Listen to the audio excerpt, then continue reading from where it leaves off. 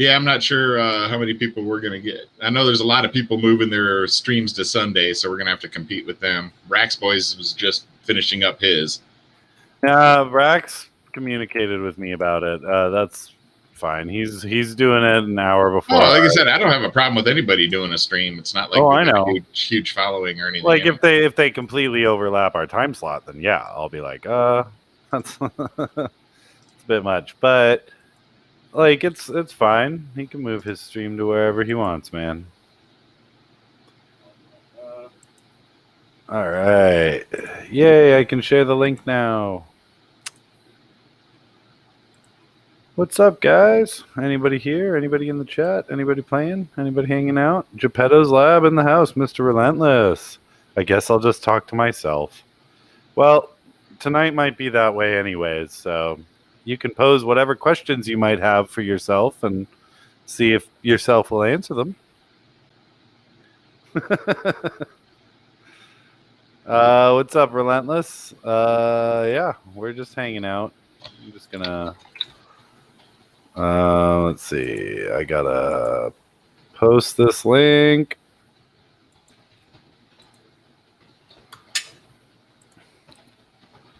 Boom. All right. Really? It didn't. Come on. That's stupid.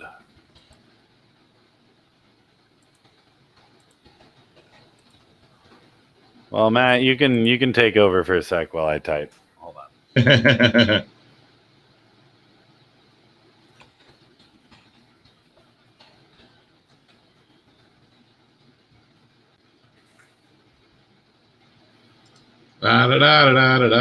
I have no clue what to talk about. Oh, no, anyway.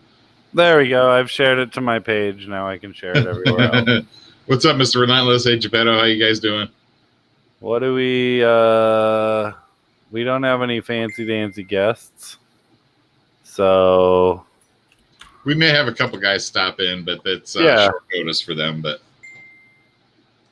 not a big deal. That was my fault. I did not. I've been working in the garage all day and trying to finish up the filament dryer cabinet behind me. You can see I've got like freaking dirt on my arms. I just got done installing an EGR pipe gasket on my son's car. Training the dog, cleaning the garage, trying to reorganize my workspace, trying to reorganize everything behind me so I can clean off what's in front of me that you guys can't see right now. So hope y'all had a good week. Weather was decent here. I did not get a chance to fly at all, as usual, unfortunately. Actually, I did get a rip.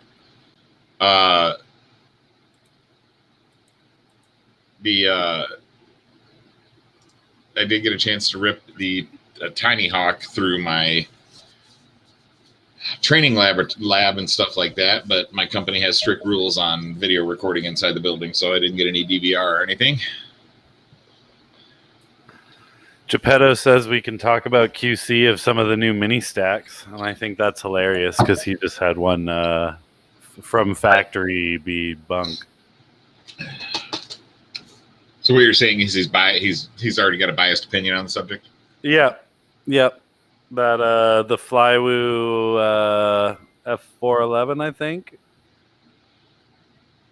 So Mr. Relentless, that is so the control circuit, the digital controller on the front, actually takes there's AC relays for both the humidifiers and the temperature. So if I have right now, it's only set up on temperature because I want to get a baseline of how well the box can remove humidity with just the heater. Currently, I'm running between 35C and 40C, so holding it about between 90 and 100 degrees, give or take. Without the humidifier, I also have a small humidifier that's supposed to work for like a 200 square foot room that tucks into the corner. I have 2 outlets in there, so each the temp circuit runs one outlet and the humidifier circuit runs another outlet. So once I'll just put the dehumidifier in the corner, once I get a good baseline of how well it does of removing the humidity with just the heat, I'll put the dehumidifier in the corner and see how low I can get it. But right now it's holding at 29% humidity, and it's actually dropping. It's not even holding at 29% humidity. It's dropping. So slowly. It's about a 1% per hour for today. So and it hold and you saw how much filament it holds. It's right now it's holding every spool except the 4 spools that are currently on my printers. So cost me about $180 to make, give or take. But yeah, it works pretty good. I got some blue stain for it. My son freaking razzed me for not spraying some lacquer on it. I'm like, I don't give a shit. I just wanted some stain so it wasn't a freaking plain plywood box. I mean, I was really tempted to spray paint it. The stain was cheaper than spray paint, and I'm a cheap bastard. So I have this really weird lump like right here in my freaking goatee that's bugging the shit out of me right now.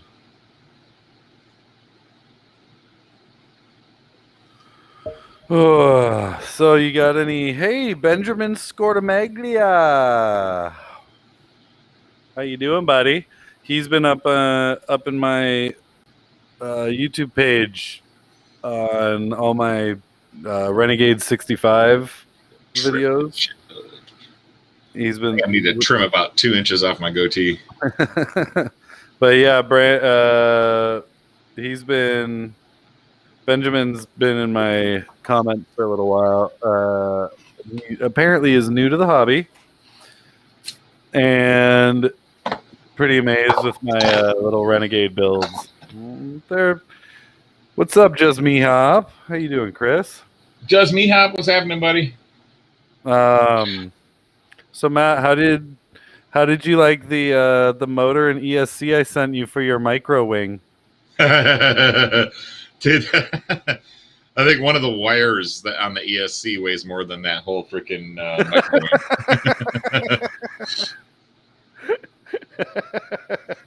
So you should put the motor up to the back and just see how heavy that thing will be.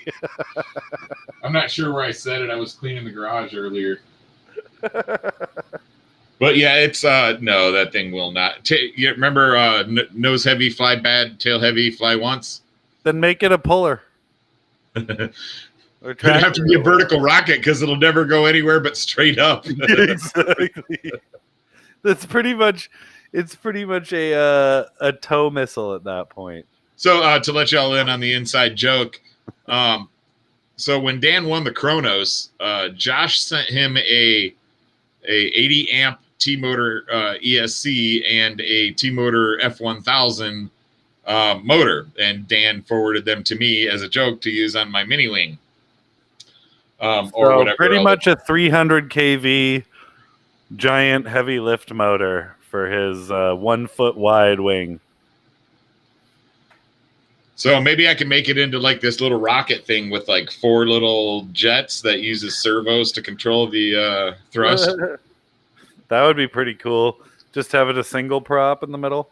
Yeah, that would be ridiculous. But yeah, ridiculously painful and useless to make. But I still think you need to build a giant wing or something. Break out the foam board, buddy. Foam board and hot glue time. Oh man. Hey, FPV Mama, what's up, Stacy? How you doing? Happy birthday, Miss FPV Mama. Sorry it's belated. You had a birthday this week. It looked like you had a great one. And I swear to God, that picture you posted was when you got your birthday present. I swear I thought Bubby had clocked you in the face with the drone, because there was that one photo where she had her hands down, and I know she was just emotional, but at first glance I was like, uh-oh, she got hit in the face by a drone. Like, it was my first reaction. But yeah, that's wicked. I'm glad to see everybody up in here. What do we got? Oh, we got 10 viewers. Awesome. Today is not really much of a crazy day. We're just talking about drone stuff and hanging out. I'm heading out, and I got my kit all packed. I've got 3 65 mil whoops, 2 of which with DVR. I've got my Dave C 3D printed 18650 1S long range. I've got my Gank 3 inch. I've got my Baby Skull Cinewhoop, George, as I call him. And I'm hoping to get a bunch of really good footage through the mountains there, man. It's going to be great. Or I'll get absolutely none, and I'll crash all of my rigs into the swimming pool, and I'll laugh about it. So I wanted to show you all something here, if I can find it.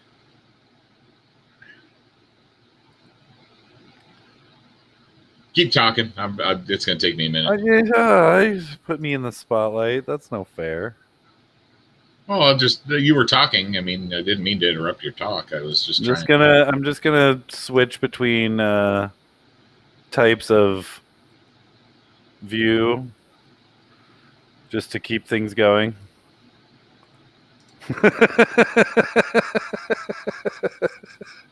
Sorry, I'm done now. But yeah, I'm hoping to get some flight time in, man. The hotel that I have booked right now is pretty awesome, and it looks like it's going to be super fun to rip around a tiny whoop. FPV Hangouts crashing the party. Awesome, buddy. All right. So everybody loves that. I thought I would share with you guys the first that I have seen official FPV freestyle attempt with the new DJI drone. In case you guys are wondering, this is Quad Standard Labs. This is off of his Facebook page, Troy McKean.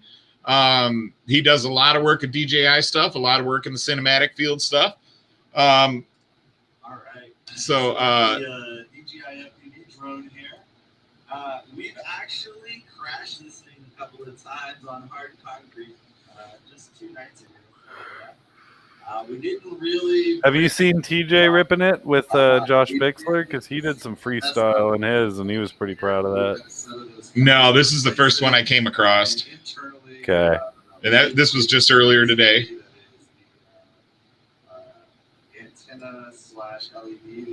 Let's see if I can get to some of the flight. So he's describing he did a cartwheel with it earlier today across the concrete, or earlier in the day across the concrete.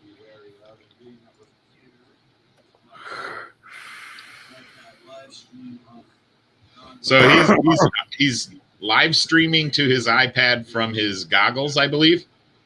It looks like the side monitor, I guess. He needs a tripod, dude. I think he's got a small one he's trying to use. There we go. Oh, look at the glare.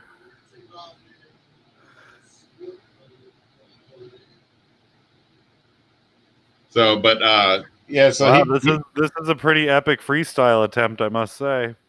Well. So what's up, 2 Scoops? We got to do 3 minutes of talking because it's Troy. Oh yeah. So he's about to go and switch. He said he's not used to switching the modes up, so he had to get it into manual mode. Now he's in manual.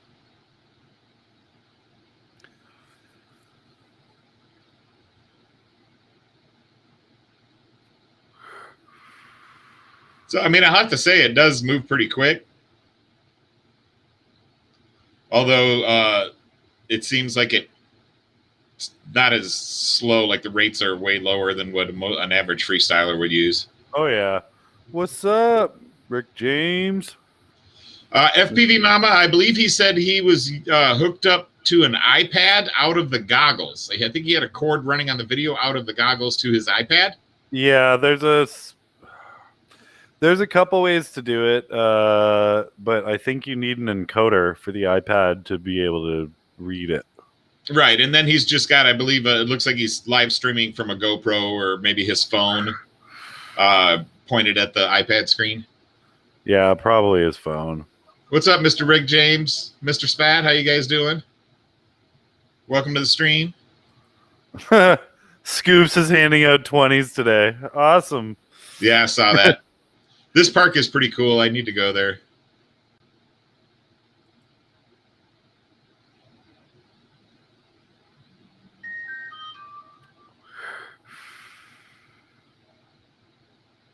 He needs to throw those Gunwoo Gong rates on there, man. I don't think you can get Gunwoo Gong rates on a DJI drone. I want to send one to Gunwoo and just be like, here, play with it. That kid's a genius. 16 years old, just insanity in terms of flying. Actually, since we got Stacy in here, I think we need to do an episode with Bubby and Gunwoo. And yeah, we'll have to find a Korean translator for Gunwoo, but if we get two kids on here that are better pilots than most of the adults, then that would be wicked.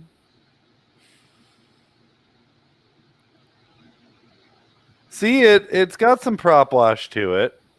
Yeah, I think part of this is Troy's also a little bit nervous. I mean, it is a $1,200 drone. Ooh, Ricky says he's got the Gank Asp Racer in Cali with him. Yeah, he's got a custom pod for it that he had me print out for him. Nice. That holds his camera. It holds a DJI Air unit and the antennas. Sweet. So yeah, he's got a full DJI HD Asp Racer out there. Nice. That canopy though is 24 hours to print though. It was wow. There was as much support as there was canopy.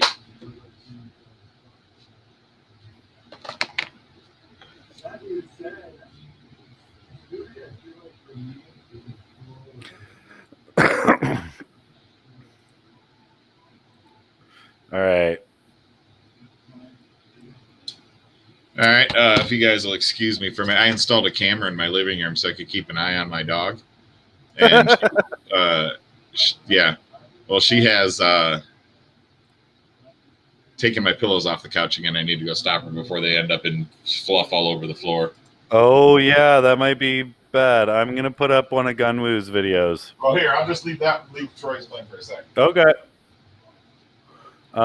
So for those who haven't seen Gunwoo, he's a sponsored pilot. Yeah, Stacy, that's Ricky, Mr. Rick James. That's him.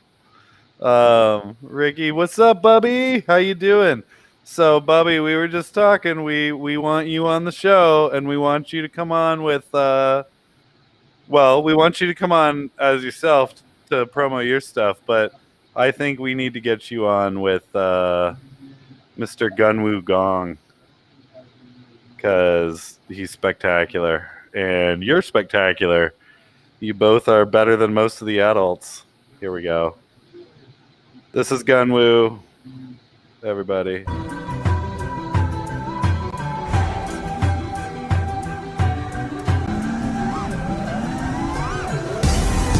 Dude, I want you to meet Gunwoo so bad. He said he'd love to do the show, but he's a little young and he doesn't speak English. So I need to find a Korean translator, and I might have one. So if I can work that out, I'm going to talk to you and your mom and see if we can get you guys all on so that we can talk about awesome teenagers flying awesome flying robots.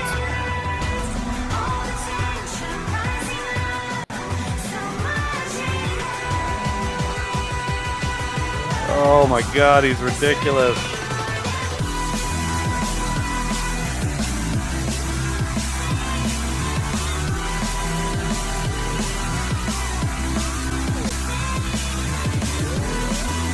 What's up, Mr. Crowley? How you doing, buddy?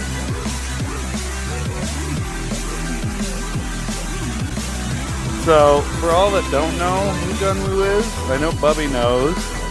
Gunwoo is 16 years old. Maybe 17 now, but he's far better than the vast majority of adult pilots that I've ever seen. And Bubby's Bubby's there too, man. I know he's far better than this adult pilot right here. Yeah. Dude, that's not saying a whole lot. My quad would have been a pinball machine going through those trees. It would have just been bouncing off of every tree. Every gap that he makes, I would have had a crash. Literally. Like, I might have hit one of those gaps. Hang time. Jesus. I mean, I could hit the gaps, just not. I can't flow like that. I can't fly as fast as he can. Like, he's like just going through there insane speed. Well, when you say hit the gaps, I can definitely hit the gaps. I can't cleanly get through the gaps. I can hit anything. But I like how some of his flying is almost like airplane style. Like he was an airplane pilot, a remote control airplane pilot before he was a quad pilot. Yeah. And he did a lot of 3D stuff too. Like most people use a lot of yaw to keep their nose down, like Bubby does, right? Bubby keeps his nose down, uses a lot of yaw.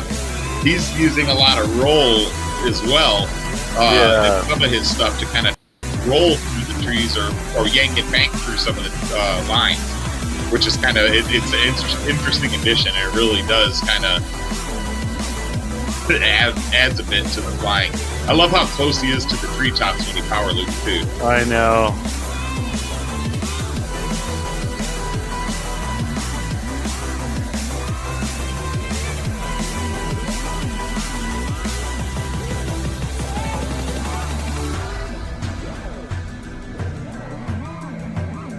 This is his newer video. He's got a bunch more, but wow, I had to play that. That's so wicked.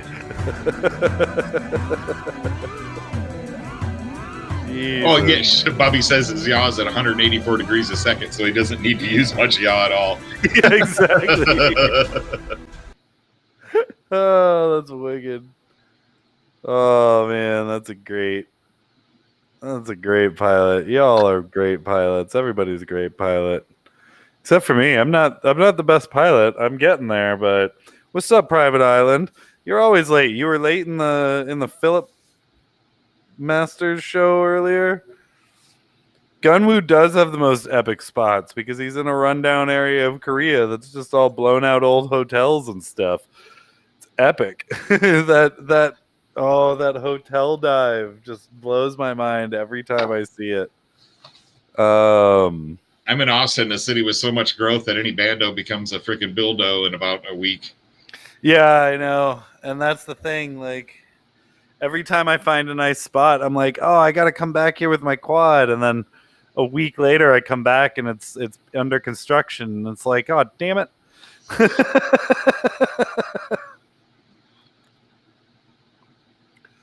I like it. D3. All right. Hashtag FPV Hangouts for a chance to win $20 via PayPal. I guess Sean's handing out 20s now. All right, Bubby. Take care, man. Hopefully we can have you on soon to talk about all your new upcoming stuff. Enjoy. Oh, I can't wait, Stacy. That's gonna be awesome. I have most of Bubby's videos with the bell set, so whenever he posts a new one, I get notified. Yep. So we got 16 watching. Oh no, if I had anything for giveaway, I'd do giveaway, but I don't. I don't really have much going on. I could always give away a Whoop frame, but those are cheap and you need to then buy parts for a Whoop, which not many people have lying around. Let's see. Yeah, I'm about a week away from having some new frames to give away. Yeah, man, I'm excited. I wish I had. I was so hoping to have them here this week, but it just didn't line up. I'm a little bit disappointed because I'm really dying to share them with you guys. Two Scoops is apparently Mr. Spat. And he's saying $20 for exclamation point Mr. Spat. Is Mr. Spat even in here? Did we see Spat? Where's Spat? Mr. Spot. That Hangouts crew is a good crew, I'll tell you what. Hell yeah. Oh, an Avocado Grove? That's going to be super fun. Hey, tell Bubby I'm sorry I missed him by a day for Monster Trucks, because I was hoping to, like, Bernard was still there, but I was hoping to catch the crew out there, but c'est la vie. I was one day late. Let's see. I had my daughter there with me though, so she took up most of my time. I got maybe 2 packs in during Monster Trucks, and one of those packs almost crushed my drone. So, oh man. Let's see. Yeah, that chase is going to be wicked. Man, I'm so bummed I don't have anything to show you guys this week. Yeah, I might have. Wait, do I have? What did I post recently? Let's find out. Oh, I posted a video of my new 2S Renegade 65. I guess. Yeah. Sure. Let's play that. I got that. I can share that. How about you go ahead and share that, and then when you're done with that, I will show off the new Nemesis HD Micro. Yeah, I like that. It's a little bit different from the other ones, so I can show that off. So this is my my new 2S 65 millimeter with DVR on it too. So that's kind of handy.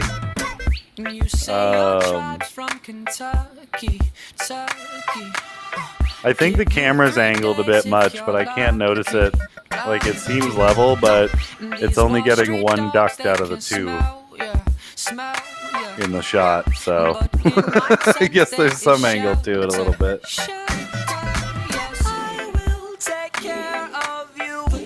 And for all that don't know, that's my daughter. She was chasing squirrels that day.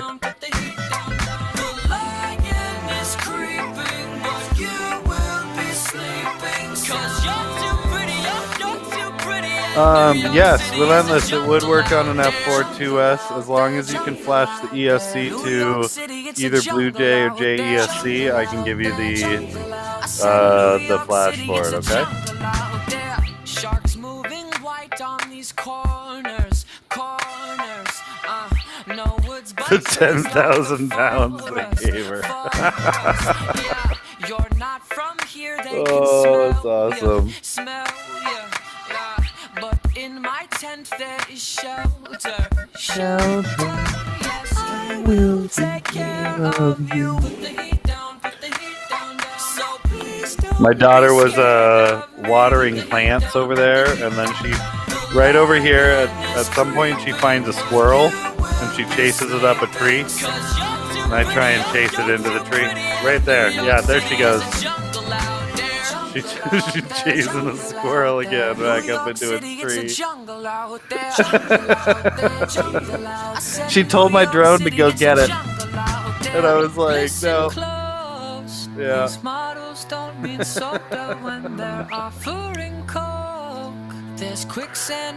Oh, she loves doing that in their yard, man.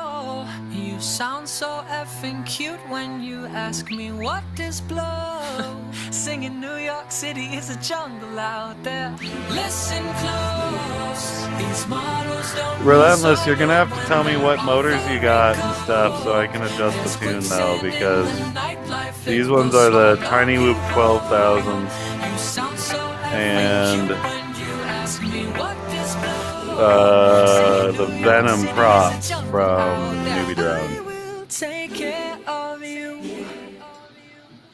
So please don't be scared. I love this thing, man. It's 40 grams. Full DVR, everything. 16,000 should work. I would honestly, I would probably put the put the Danger Renegade tune on there. It shouldn't be too much different. I would just drop the D term down for 2S a little bit, and there's already a there's a 95% throttle cap on it, so you can drop that out for 2S too on 1600 or 16,000. Hold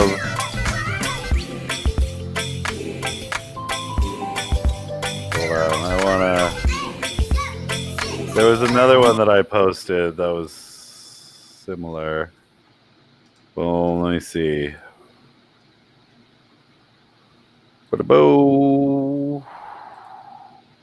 So many clicking just to get to something. All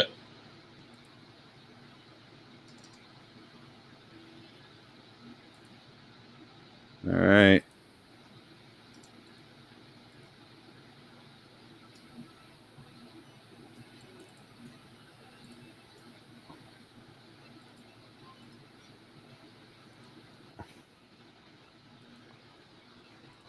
Oh my. There we go. All right, now I can share it. It was being all stupid on me. All right. Boom. Boom. Boom. Boom. Boom. Boom.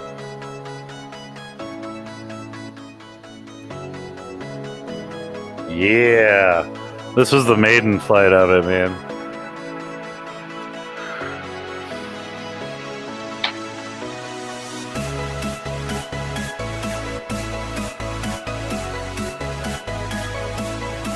For a little 65mm whoop, dude, this thing cruises. It's still nothing compared to my 1S 65.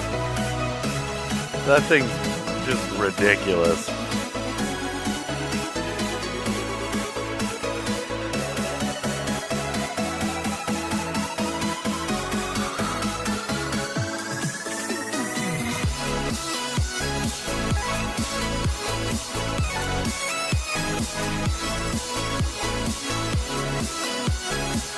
This one's not all that interesting.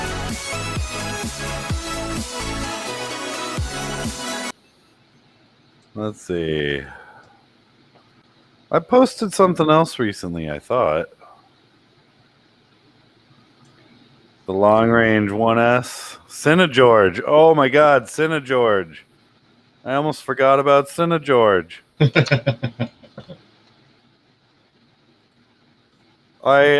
For those who don't know, Broccoli FPV, who's here with Mr. Two Scoops, the FPV Hangouts crew, a while back he sent me a Flyno baby skull that just ripped, and I sadly crashed it a few times, and with a power cord or the XT60 started getting chopped up by the prop, caused a lot of issues. So I redid it, I rewired it, got it all set up, and this time, to avoid that, I figured I'd Cinewhoop it out. So I'm going to show you guys that, because that one's super fun. This is this baby skull George. This was just DVR footage, but it's got a Tarsier 4K and a GoPro mount on it. So the next footage to come from it will be a lot better.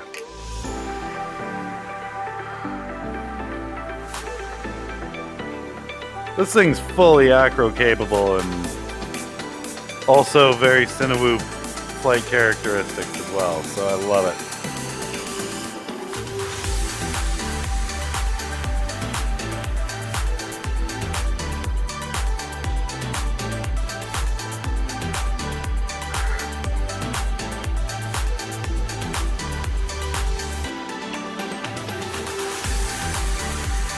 I can't wait to throw my GoPro on this and cruise it through the mountains, man. It's gonna be a great, great one. Cinegeorge!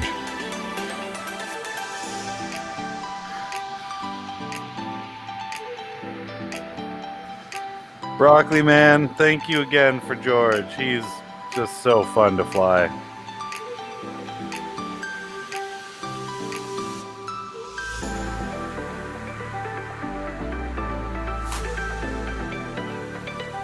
By the way, when I did this flight, it actually did have the GoPro on it just for the weight, but I didn't have it recording because I was stupid.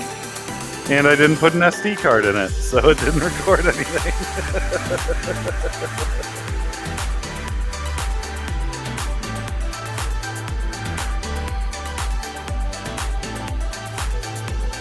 I would have commented, but I'm involved in the stream. I can't 2 scoops, but you can always give me money. I just would be whiny about taking your money. You know that.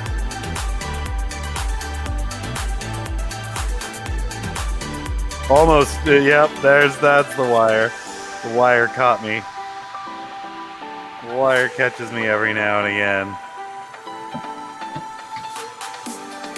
FPV Mama, me too. I really don't mind the DVR because it's what I see.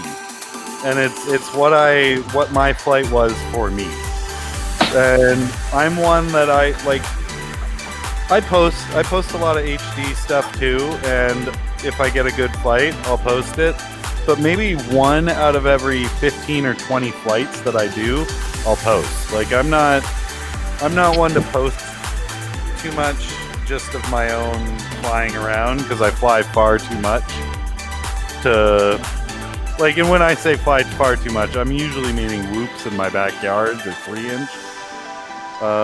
But I like it mainly because the DVR really isn't too bad until I find a breakup point, like behind my house there, where it all fuzzes out. But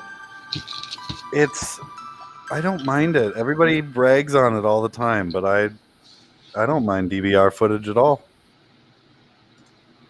All right. I don't post enough video of myself flying. I don't get to fly as much anymore, but yeah, I really need more people in the area to fly with, I think. I think for someone like Bubby, who's making a name for himself with these very detailed, stylized videos, I think that the HD stuff is perfect for that. But I also am a huge advocate of just going out and flying for yourself. Like as I said, I don't post as much as I could, mainly because it's usually DVR footage. But when I take my GoPro out, I am usually doing very, very, very light freestyle. Like I very rarely punch gaps because I personally can't afford another GoPro and I don't have a protection plan on it. So I'm that guy. If I take that's why I switched most of my good rigs to like DVR cameras, like the Runcam Split and the Caddx Turtle and the Tarsier and all those. Because that way, if I do get a good flight while I'm flying for myself, I have the DVR footage and recording, but I also have the Tarsier 4K just in case, so that I don't need to. If I'm like, oh, that was a good rip, but it fuzzed out right at the good part, then I'm like, I've got it on footage. But yeah, Matt, I know you fly a lot for yourself too.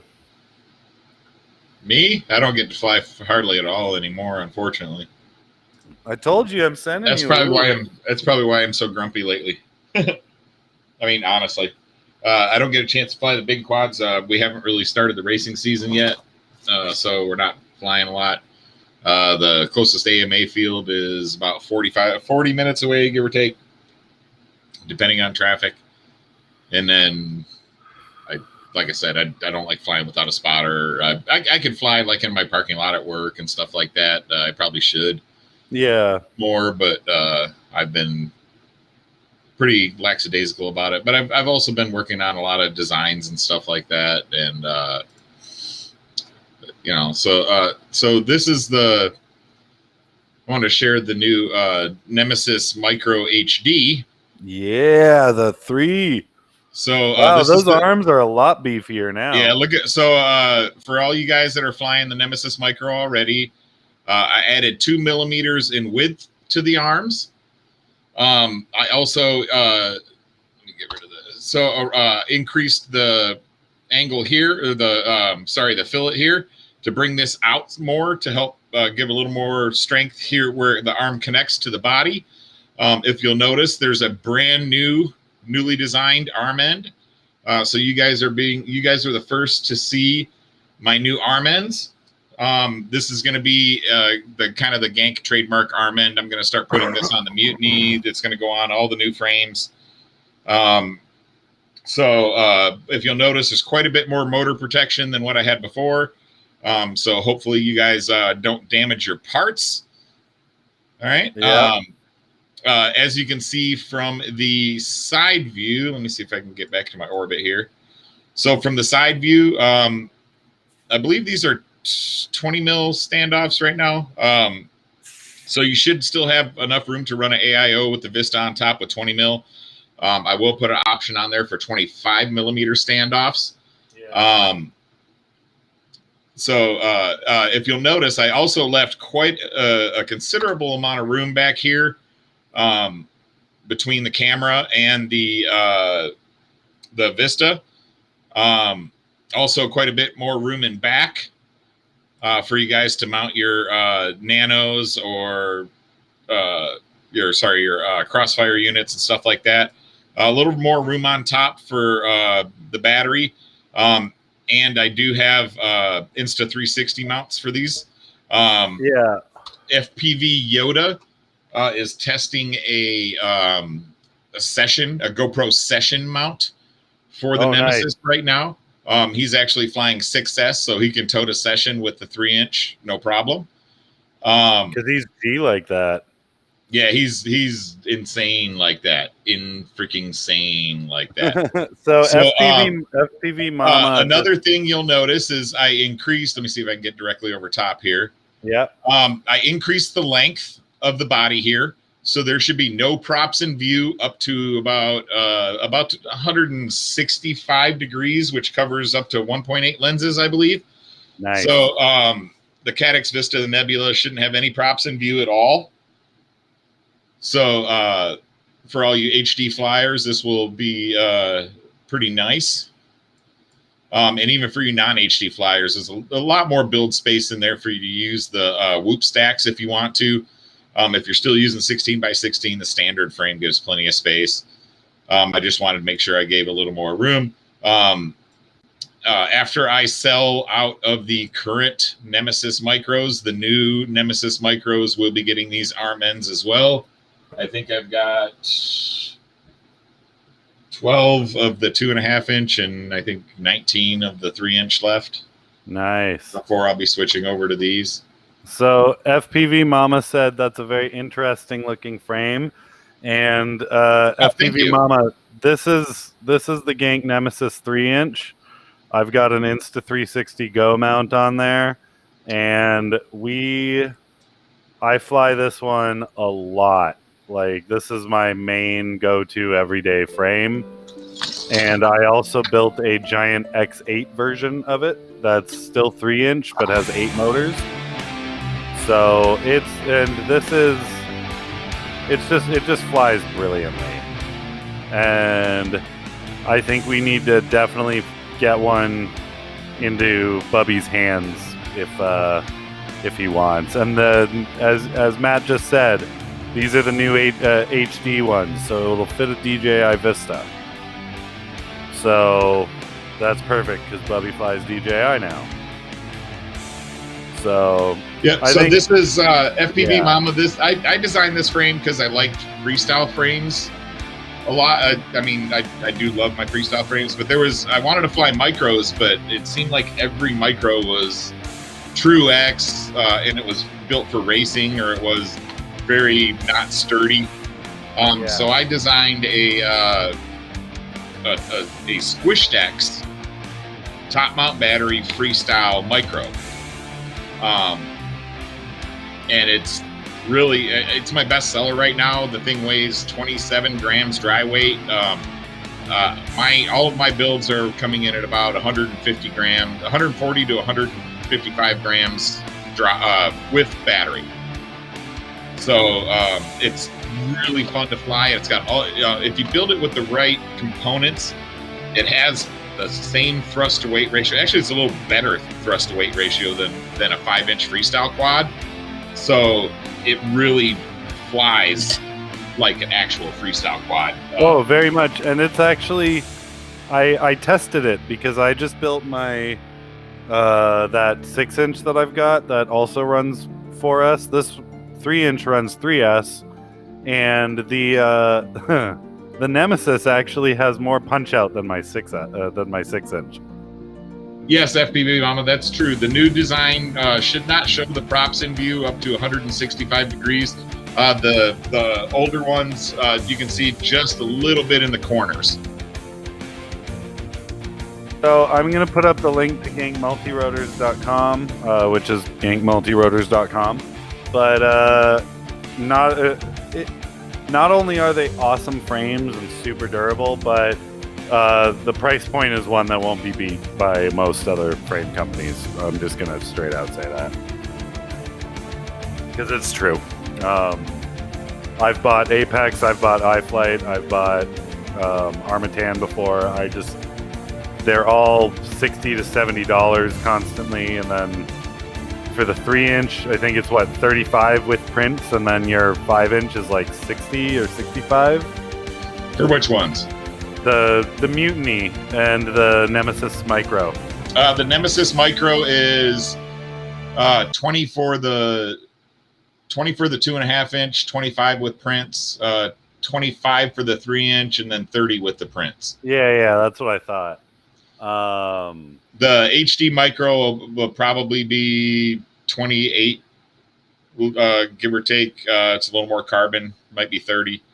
I'll have to see once I get my prices in or get the quotes back and kind of suss them out as far as what it's going to cost me to make them each. But yeah, that's super, super fun little micro freestyle quad. And I actually have my tune just came out for it too, so that's available, and I can send that to whoever. This is like I said, it's a micro 3-inch, which is kind of an odd thing. It's lightweight like a micro, but it's got 3-inch props just because I designed the arms long enough for them. And the thrust to weight is just ridiculous. I also have a Mutiny Mini 3-inch coming out. That will have swappable arms.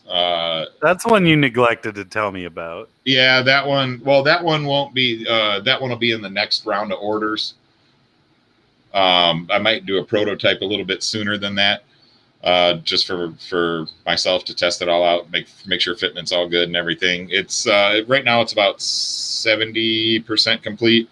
I could have had it done, but I was, like I said, working on the garage and trying to get that filament dryer box located and clean up everything else, trying to organize. Getting the garage has been pretty trashed lately because I've been working on that box and I've had a lot of parts just laying around. I got a huge coffee table out here that was just covered in screws and hinges and crap. Yeah, my desk is a mess, dude. My desk right now is awful. That's the next thing that needs to get done. I wanted to get the shelving ready because a lot of the stuff that's on the desk is going into, I'm separating out all my spare parts boxes again because I'm going to have some builds to do next weekend. Later this week, I'll have the Nemesis Micro HD build that I'm going to do. I'm going to have a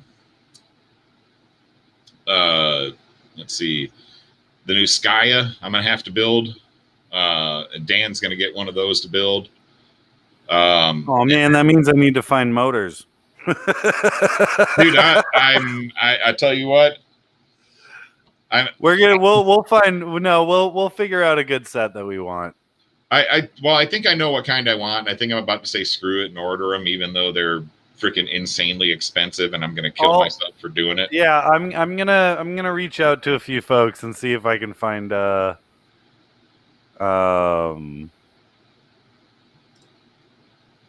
see if I can find a decent deal on some.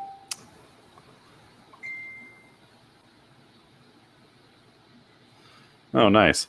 So, any other news down the line? Well, I mean, the Skya and the Necromancer, but I really don't want to show those until they're in hand, and so. But I'm super excited to share those with you guys. I think you're gonna freaking love them.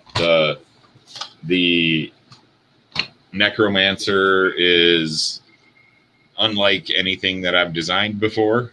It's got a few unique aspects that I hope are gonna make it a good seller for the freestyle and chase crowd. It should still be beefy as hell. Might be a little chunkier than the Mutiny Bando. It's going to be chunkier than the Mutiny Bando. So that it'll put it in around 100. I'm guessing around 130 grams, give or take. But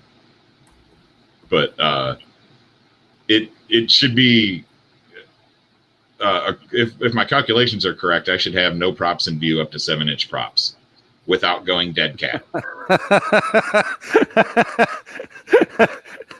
And that's sorry, Frank just goes, I'll be getting $1,400 in parts, so I'll need them all. So I guess we know who's where his stimulus is going. No, I am not able to go to Freedom Hills just because it's short notice and in Tennessee. I don't think I'll be around that area at that time. I'm trying really hard to schedule to be able to go to Rampage and hopefully have my parents watch my daughter for that, just for the safety side of things. Yes, I'm debating on Rampage. I have the time scheduled off for work. I kind of think I would rather go to this Tennessee thing. I have to check my schedule at work. I might get lucky because I've got a 2-week class that starts tomorrow that I'm teaching. And then I've got 1 week off. So that would put me, I think the weekend of the 15th or something like that of April. Is that right? Yeah. For which? For the one in Tennessee that she's talking about? I think it's the 20-something. Freedom Hills.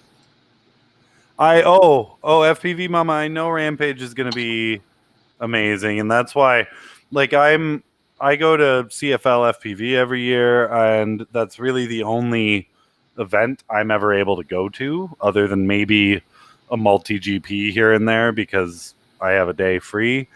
As I've mentioned before, I'm a full-time single dad, and I live many hours away from my nearest family. So not having many like local friends or family or anything, it gets kind of hard. And my daughter's an at-risk, so I need to be super careful about bringing her out with large crowds of people. So sometimes my parents are able to take her for a weekend or so, and so if that happens, then I usually hop in my truck and find whatever meet is going on, and I don't foresee that happening with the Tennessee Freedom Hills, but I'm trying so hard to get Rampage. Matt, did you ever end up getting the crew pack or what? I did not. I was waiting on some stuff. And now I'm a little leery to book all of it because of the COVID testing. Yeah. So I really don't want to spend $1,000 plus $1,000 to get there, plus all the rest of the ancillary stuff to be told I can't come in because of a test that is highly inaccurate. Yeah. And I get that. It is just a safety measure that they're doing. I can totally 100% understand that. That's just a lot of money for me to risk to not be able to fly or not be able to even get in. So, and that's the thing. Like if I go, I'll probably end up just bringing the cash I have and be like, "Can I get in?" Like, or I'll just end up calling Chad or calling Sean and be like, "Yo, help." I don't know, man. I don't know. I really want to go to something. I really need to. I've managed to go out flying a couple of times with people over the past few months, but monster trucks was one, and then the next weekend after that, my parents took her as well. So, FPV Mama, everybody that I have known that has had a false reading has been a false positive, and they've had to go through the quarantine and all that crap and get a second test to verify just to be able to get back to work. Yeah, but those to be fair, those were most likely the first round of.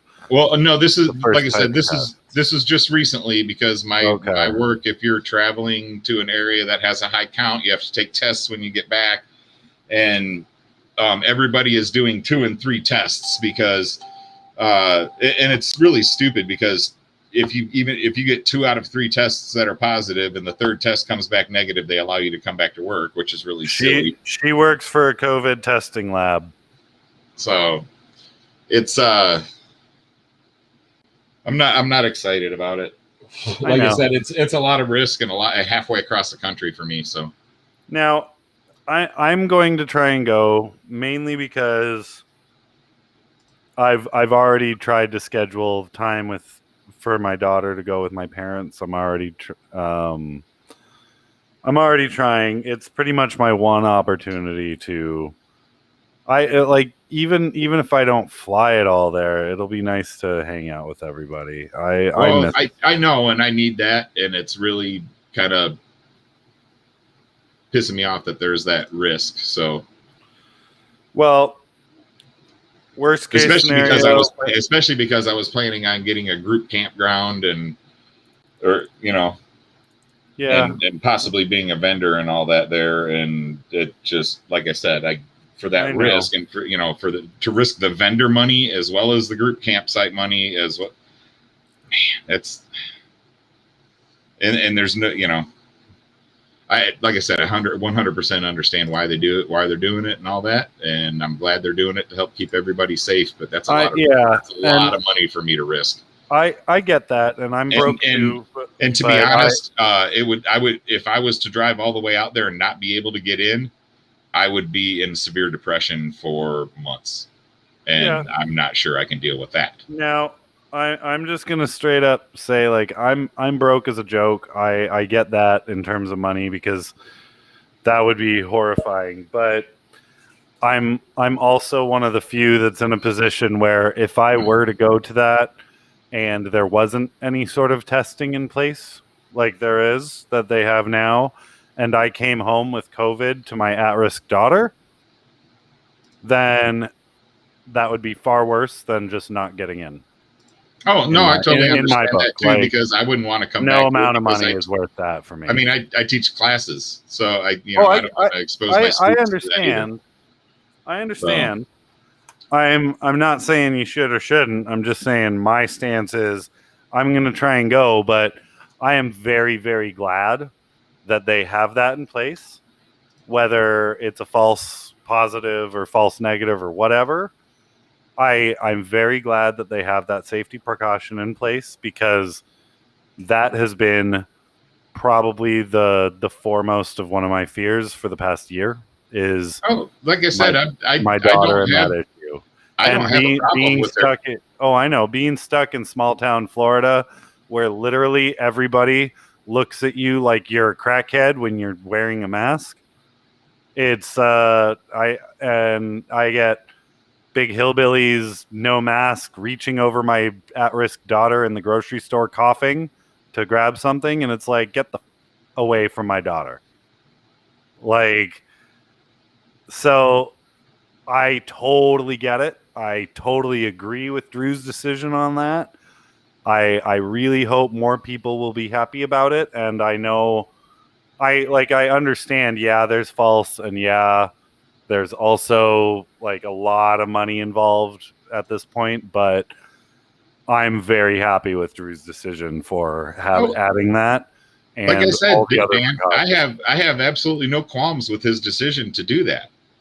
It just changed my whole outlook because of the amount of money that I planned to spend at that event. Yeah, is a huge risk for me to Oh, not be able to go there. I'm not buying a I fully $180 agree. ticket and going camping. I'm Yeah. looking at a $1,000 campsite, vendor booth, freaking, and a trip halfway across the United States, and to me, there's a big benefit to do it, right? So, but the benefit isn't there if I can't get into the gate. I lose all that money and I lose my vacation. I hear you. I haven't had a vacation in 2 years. I know that feeling too. To have every single vacation that I've had planned in the past year crushed because of COVID has been very depressing. Oh, I know the feeling. Trust me. I've been sitting at home the entire time with my daughter. Absolutely. Well, I'm now trying to.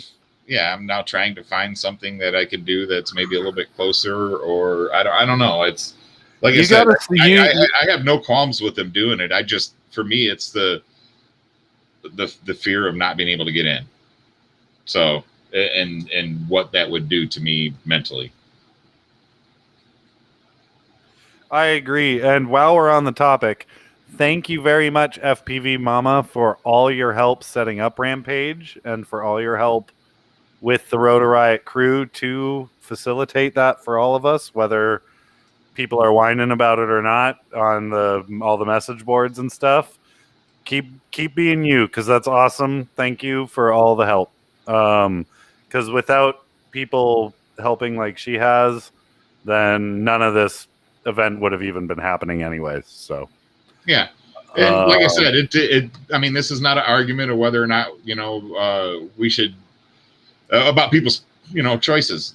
This is not, I have nothing against Drew. I'm happy that Drew's doing this to make people safe. It's just like I said, for me, that's a lot of, if I was just going to fly, I may just go to fly.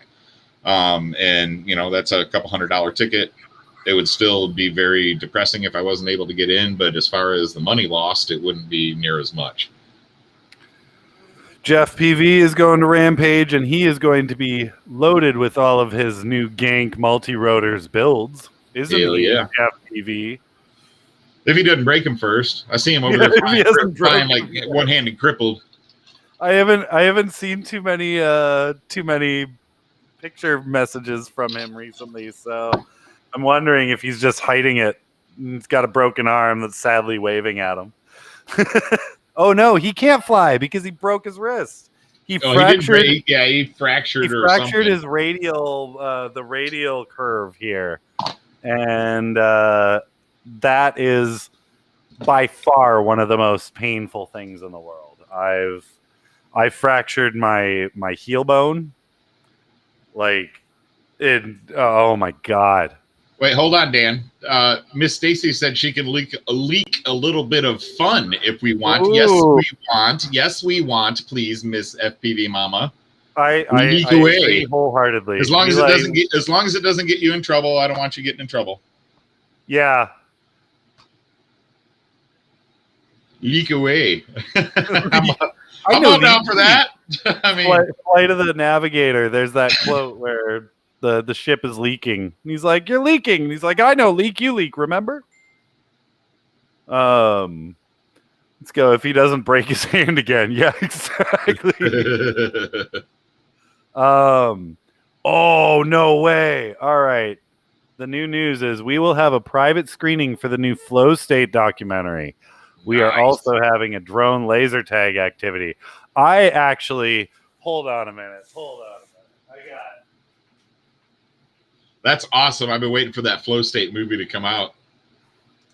I'm kind of jealous because I wish it was important enough to actually be in it.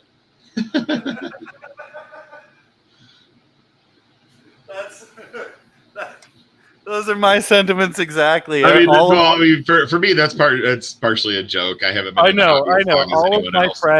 All of my friends are like, "Yo, you gotta check me out in the FPV Flow State doc," and I'm like, "Cool." I didn't get a call. Where?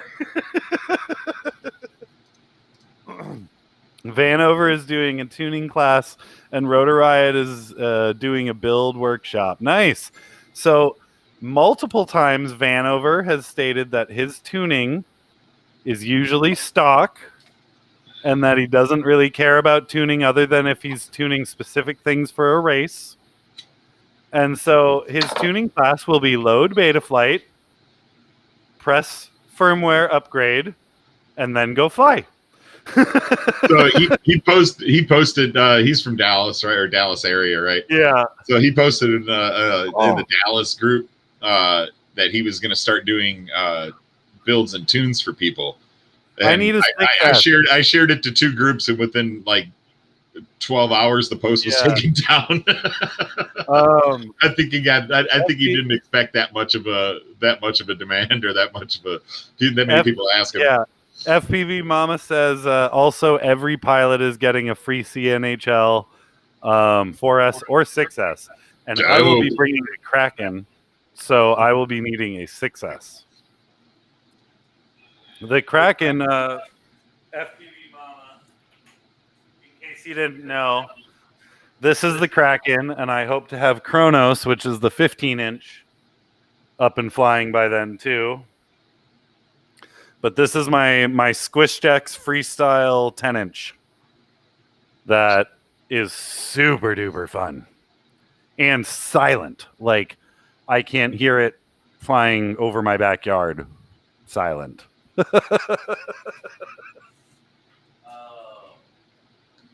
So we're gonna definitely have some fun if I get over there. Yeah, like I said, I might come just to fly. Like I said, and I don't know if we can get enough people, we can still do the group campsite thing. I'm just not gonna. I don't want to risk floating it all myself. We also have Christian Molika doing masterclass on how to some fancy trick. Ooh, nice. Nice. Yeah, I need to buy that book. I'm horrible. No, Michael Rollins. I'm just not. Michael Rollins just did an episode with that book. Let's see.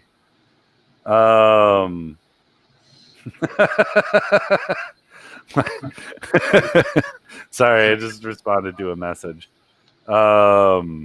Jeff just sent me his X-ray of his wrist. Yeah, he sent me that picture too. FPV Mama, if I come, I will be bringing this. I'm gonna build your micro wing. Yes, the 18-inch teeny wing. And this will eat it. You got to catch me first. This will catch you. This is bigger than yours. Oh, I'm just doubting your abilities as a pilot compared to mine. That's accurate. I'll give you that point. I am a fairly decent wing / plane pilot. So I am not. I built that thing literally a year ago and haven't even maidened it yet. So I did an 11.5 minute maiden on my dart. And I was actually Shelby Bowles in the background telling me, he goes, bullshit, you ain't never flown these before. And I'm like, seriously, dude. I said I flew a lot of flight simulator video games. That was about it. And I said, this is just same. It's just, I can bank a lot in those too. Nice. We got a few people hashtagging this 2 scoops of crazy. That's good. Vicious, are you still in here? Are you doing a wheel like you did on Phil's? All right, well, I'm gonna give away a Nemesis Micro 3-inch right now, or tonight. Ooh. Just because I need to get rid of a couple. Maybe I'll do 2. You're still sending me a replacement one, right? Yes, I've still got your replacement one. Okay, thank you. Because I really want to get that X8 flying again. And it burned 2 batteries. Yeah, I've got actually your plate is sitting right here on my desk. Nice. So it's here. I've got some orders that are going out tomorrow. Had a couple people. So let's. What should the hashtag be? Should we do something specific, or should we do like gank #gank again, or what? Yeah, just #gank is fine. I don't want to make it too difficult. Hashtag a full paragraph. Hashtag Gank's a crazy MFer. Yeah. Hashtag thank you FPV mama. There we go. Helping out with Rampage. Well, anything we can do. If you guys hashtag anything other than hashtag 2 scoops of crazy, which will be his specific $20 giveaway thing, then you're entered for our spin, I guess. So what's up, Rax boys? I didn't even see you slip in. What's up, Rax? How you doing, buddy? Yeah, I messaged you to try to give away a Nemesis on your stream, but I think it kind of slipped by you there towards the end of your stream. Yeah. All right. Let's. I guess I'll get a wheel going then.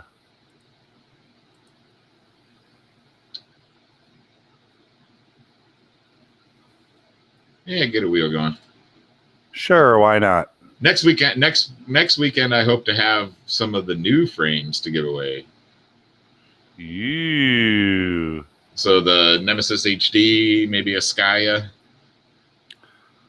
I am gonna need some. I gotta find a couple of chase pilots to test my new. I got. I think I'm about to talk to Gil and see if I can get him to test the Necromancer for me. Nice. He does a lot of drift car chase footage and stuff, and maybe Gino. We'll see. I don't know. He's a D-quad pilot now, so I'm not sure.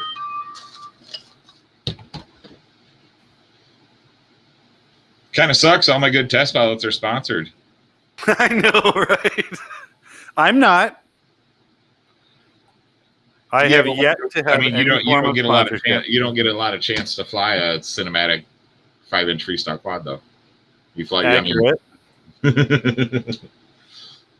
All right, Broken Sky, Geppetto, Rax Boys. Let's see.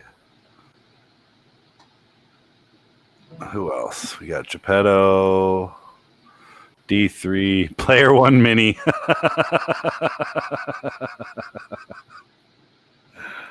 Pushing hard. Yeah, the sky is going to be pretty interesting, to say the least.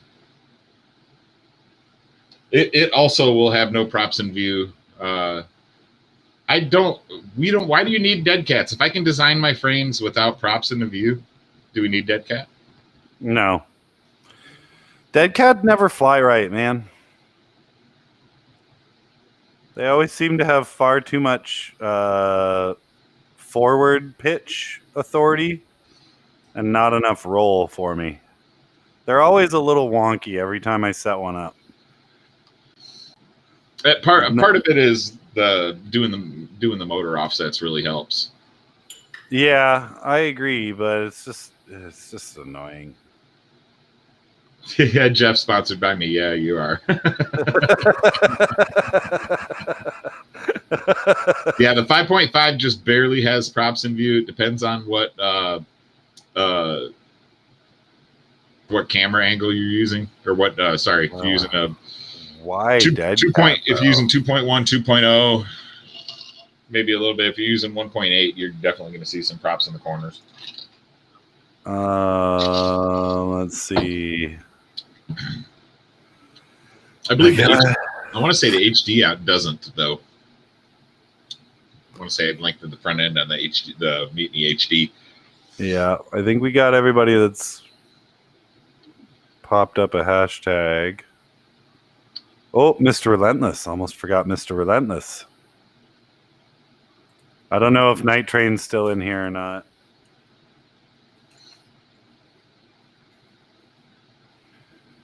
So I'll pull him off. Anybody else who wants in on the Gank 3-inch hashtag?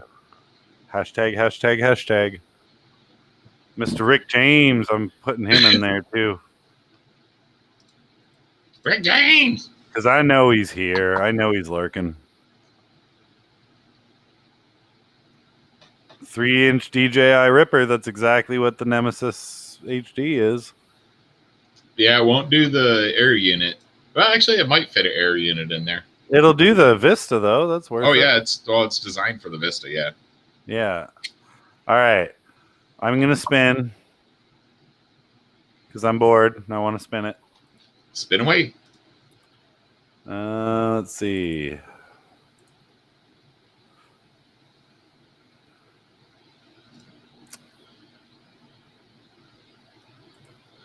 Did you get Private Island on there? No, but I will. He threw a hashtag gank up there a couple seconds ago. John, you are in the list. Yeah, I've got I actually have a Cadix Vista here and a Cadix Nebula that I was using for modeling. Nice. That eventually, when I do get DJI, and I will sometime this year. Right now, I'm just trying to. It's costing more money to sink money into the new designs. D3, are you on the wheel? Did you want to be in the wheel? I think you did, so I'll put you in. Yeah, throw up a hashtag gank if you want to be on the wheel. He did hashtag player 1 micro or player 1 mini or something. Oh, well. I'm sorry I don't have one of those. I mean, to be honest, I don't have time to build any frames except my own frames anymore. Just exactly. Building and testing my own. All right. So, Vicious, hashtag kitchen sink. All right, Vicious, you're in.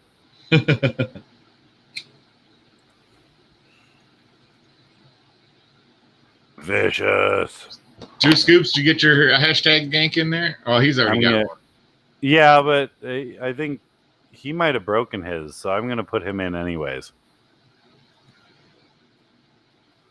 But I like it when he wins stuff. He put his hashtag gank up. Boom. I'll tell you what, if you guys are willing to wait a week, I'll make this one of the new micro HDs. That's pretty incentivized right there. So let me do that instead of one of the original ones. I'll make one of the new HDs with the new arms and stuff when it comes in. Unless somebody's super whiny and wants it tomorrow. Yes, I'll give you a choice. Okay, how's that? So if you guys want the Nemesis Micro, it currently shipped. It'll ship out tomorrow, or the day after if you want a color prints that I don't have. All right. Well, I'm gonna cut off entries now. I think I got everybody on it. I got FPV Mama. I got Broken Sky, Geppetto, Rax, Jeff FPV, Mr. Relentless, Mr. Rick James, Private Island, D3, Vicious, 2 scoops. If I didn't read off your name, hashtag something now. I think we got 13 people live. I believe you've got almost that many on the. Yeah, I think so too. So I'm just spin it. Rack says, all right. I want to do more time than 5 seconds though, because that's. Yeah, do 30-second spin. I'm going to do 20. Okay. Switch it up a notch, Make it a bit more fun. All right. Here we go. Good luck, guys.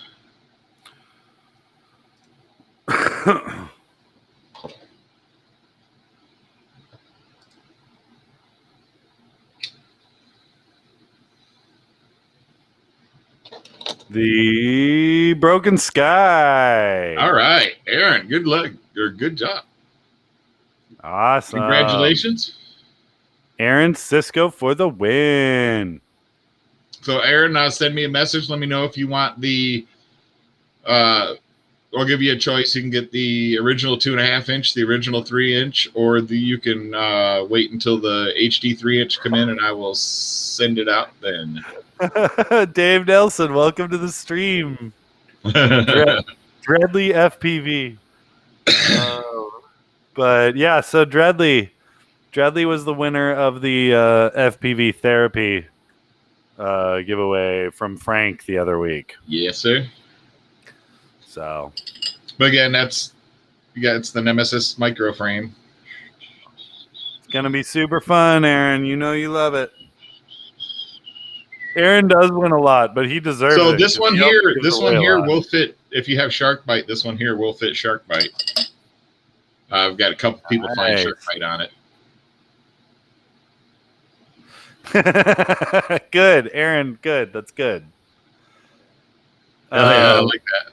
Aaron always wins so much stuff, and then people always say Aaron wins all the time.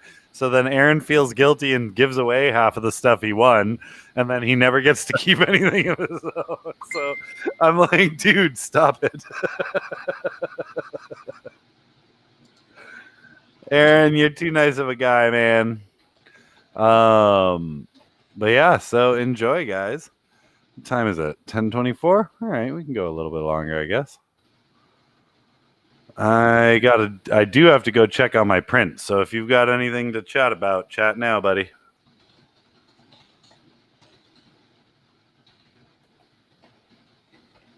I will be right back. Yes, sir.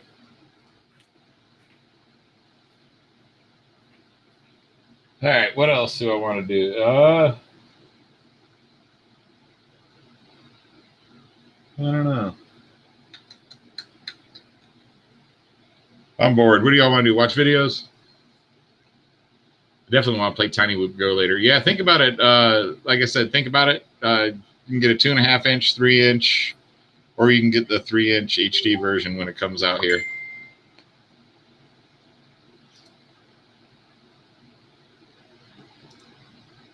Let me see if I can. Oh, Dan just stepped away, and I can't invite people. So might have a surprise pop in when Dan gets back from his potty break.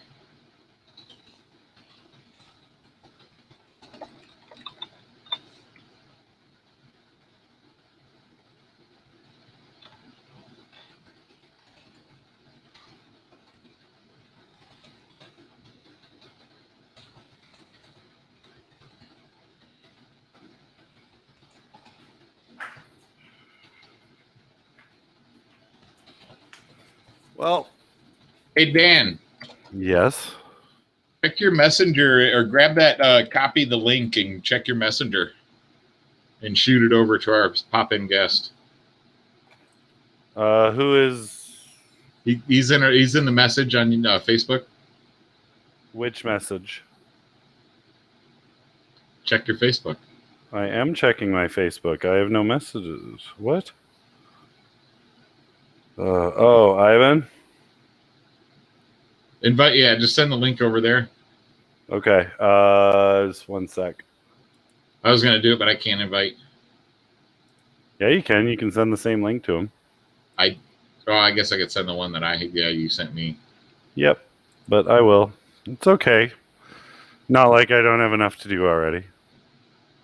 Oh, Dad, you're such an awesome producer. We need Vicious Stitches to to be our admin.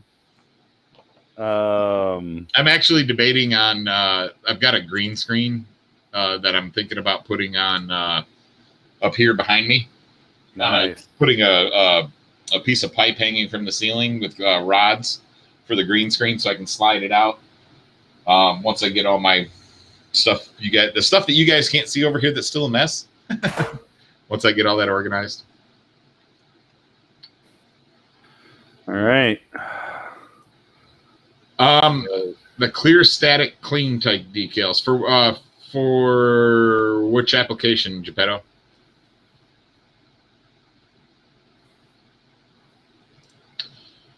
So we're gonna have a guest pop on here in a minute, I do believe. I think he's getting ready. Oh, he's a friend of mine and a pilot out of Houston, which is about 2 hours south of me. There is Ivan. What's up, Neil? Oh, what's Everybody going on? welcome Neil Merrick, a.k.a. NM Grower. What's going on, guys? What's going on? how's it going, man? Oh, man. I think you were ranked in the top 20 last year in multi-GP, were you not? I was. I made it just barely in there. I think 18 or 19. I don't remember exactly, but right on in there. Enough to say top 20, though, for sure. Dude, that's it's crazy. I was impressed how many Texans made that list. Just UJ Box and what's it with UJ Box? I think Van over there. No, Vanover missed it. Year. But yeah, J-Box and Ivan, Yvonne yeah. and myself, all three of us that went were there. But Yeah, yeah, isn't that weird? My wife's checking in to say, "Hey, like this is a different stream. I'm on Discord all the time, but I don't. I can only ever hear everybody else in my headphones. But like the way this is set up is like coming out of my speakers. So she was just checking, like hearing all kinds hi. So, what have y'all been up to down in Houston, man? I've been seeing you guys been crazy flying at Andy's place there. Man, Andy's place is the bomb. We're there all the time. It's become a pretty regular thing. So, does We he got leave that track set up like almost permanently in his backyard now? Oh, it's there all the time for sure. Always set up, and then every couple of weeks or so, then I dream up some new crazy stuff and show up early and move it all around. I tell Andy he's lucky. He's got like this awesome track in his backyard all the time, and then just little track gnomes show up and like build a whole new track even before he wakes up. uh, But dude, he's getting a lot better too, just from all that. Must be all that practice having the freaking track right in his yard. For sure. I think and really just like the whole Houston crew has really been accelerating, and that's awesome to see. We were just we went to Oak Hollow actually this weekend back to our tree spot for the first time. And it was awesome to see some of our new guys. It was their first time there and just really rocking it. Anyways, it was exciting. Like everybody's coming along so well, and I think it's a little bit that we just keep building these crazy tracks, and all of our rookies just keep flying it, and they just keep getting better and better and better. Yeah, it's pretty awesome. So yeah, here, let me see if I can pull up a video real quick. I was Yeah. looking for one of your night spots, and here's the. Oh, yeah, the Houston scene is awesome, and our night spot too is becoming quite legendary. In fact, tomorrow, because it's Sunday, right? Yeah, tomorrow, Monday nights is our main night spot night, and Mr. Vanover himself is going to come join us tomorrow night. So that should be quite exciting. Yeah, I'm really bummed that you guys do it on Monday nights because I'm teaching a class tomorrow, so I'm not sure how feasible it is for me to make it down there after class. But here's a little bit of Andy's backyard. Oh yeah. Nice. Yeah, so we built these big towers. We've got 3 of them now. 2 of them are Oh. double stacked cubes. This is Yvonne testing the new Chief motors, which are just crazy fast. Yeah, by the way, So Ivan and Neil are like insanely fast. In case y'all didn't know. Yeah, and this track right here is incredible. Yeah, dude, like you got, I drop gates are my freaking worst enemy for some reason. Man, you just got to hang out with us. We'll make them your best friend.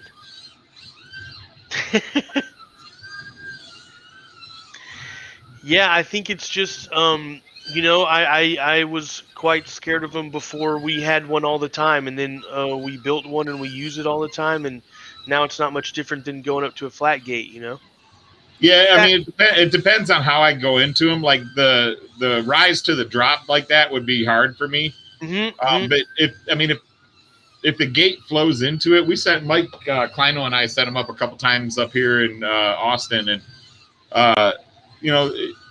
once I got the flow of kind of flowing into him, I was okay. But it's when I got offline or when I screwed up and I had a heck of a time readjusting to come in slow. Yeah.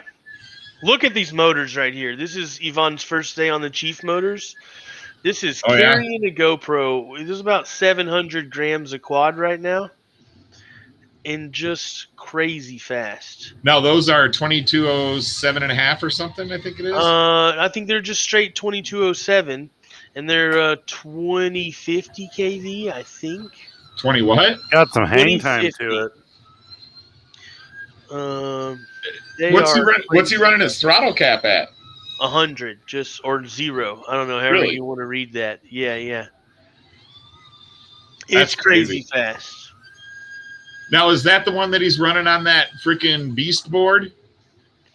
No, okay, you talking about the AIO? Is that what you're talking about, the all-in-one? Yeah, the one he said he was surprised it kind of took his abuse.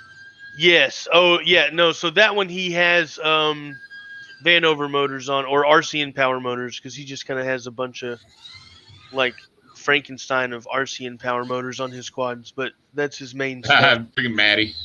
Yeah. Did you get? You didn't post any videos from Ocala yet, did you? Oh, Other no, than but live? Matt did. I actually saw it. Let me see. It was up just a minute ago. I'll send you a link to it. We were just talking about Gunwoo FPV. I saw him on your little friends list thing over there. Yeah? Matt, is that you searching? Oh yeah, that's me searching. Yeah. Just saw Gunwoo there. I fucking love that guy's flying. Like, every time I just want to put up more and more of his videos. He's just amazing. Here we go. So this is Ocala. This is another dope flying spot that I need to get down and watch or see. Definitely. And this track. Matt's just getting freaking ridiculously fast too. Oh my goodness, man! So much to say about that guy. He is killing the game right now. Have you seen Mike Kleino's freaking racing behind Lucas? That's beautiful to see too. Yeah, dude, I'm jealous. Yeah. I tell you, I keep trying on Velocidrone and I still can't get used to it worth a shit. Well, man, I can tell you that if you do, it'll help you out a lot. Yeah, well, that's why I keep trying. Yeah. I can attribute that very much to my, like, getting over my plateau. I had really reached a plateau in my skill level and decided to commit myself to some sim training and, like, investing. Well, I'm real estate shopping right now for a 3 to 10 acre property. Well, that'll do it too. So sure. Yeah, I want to be able to have a track set up and stuff like that. Yeah. Let's see, you guys, who did the? Let me see here. Trying to think. Johnny 5 did the night spot one, right? Yeah, he's got a cool night spot video. And Yvonne, if you just look at Yvonne, look at Yvonne's YouTube. Let me check it out because he has a lot of GoPro video of a bunch of our crazy tracks. Now, is he under Lamone FPV or is he under? It's Yvonne Efimov. Here goes. Here's a good one for you. I think I got him. Here we go. Just look at that shocking night spot track practice. That'll give you a feel for what we got going down. So this is their night spot they do every Monday night, guys. Wednesdays too. Monday's the big night, but it pretty much goes down Monday and Wednesdays. But it is, you can see like real life Velocidrone.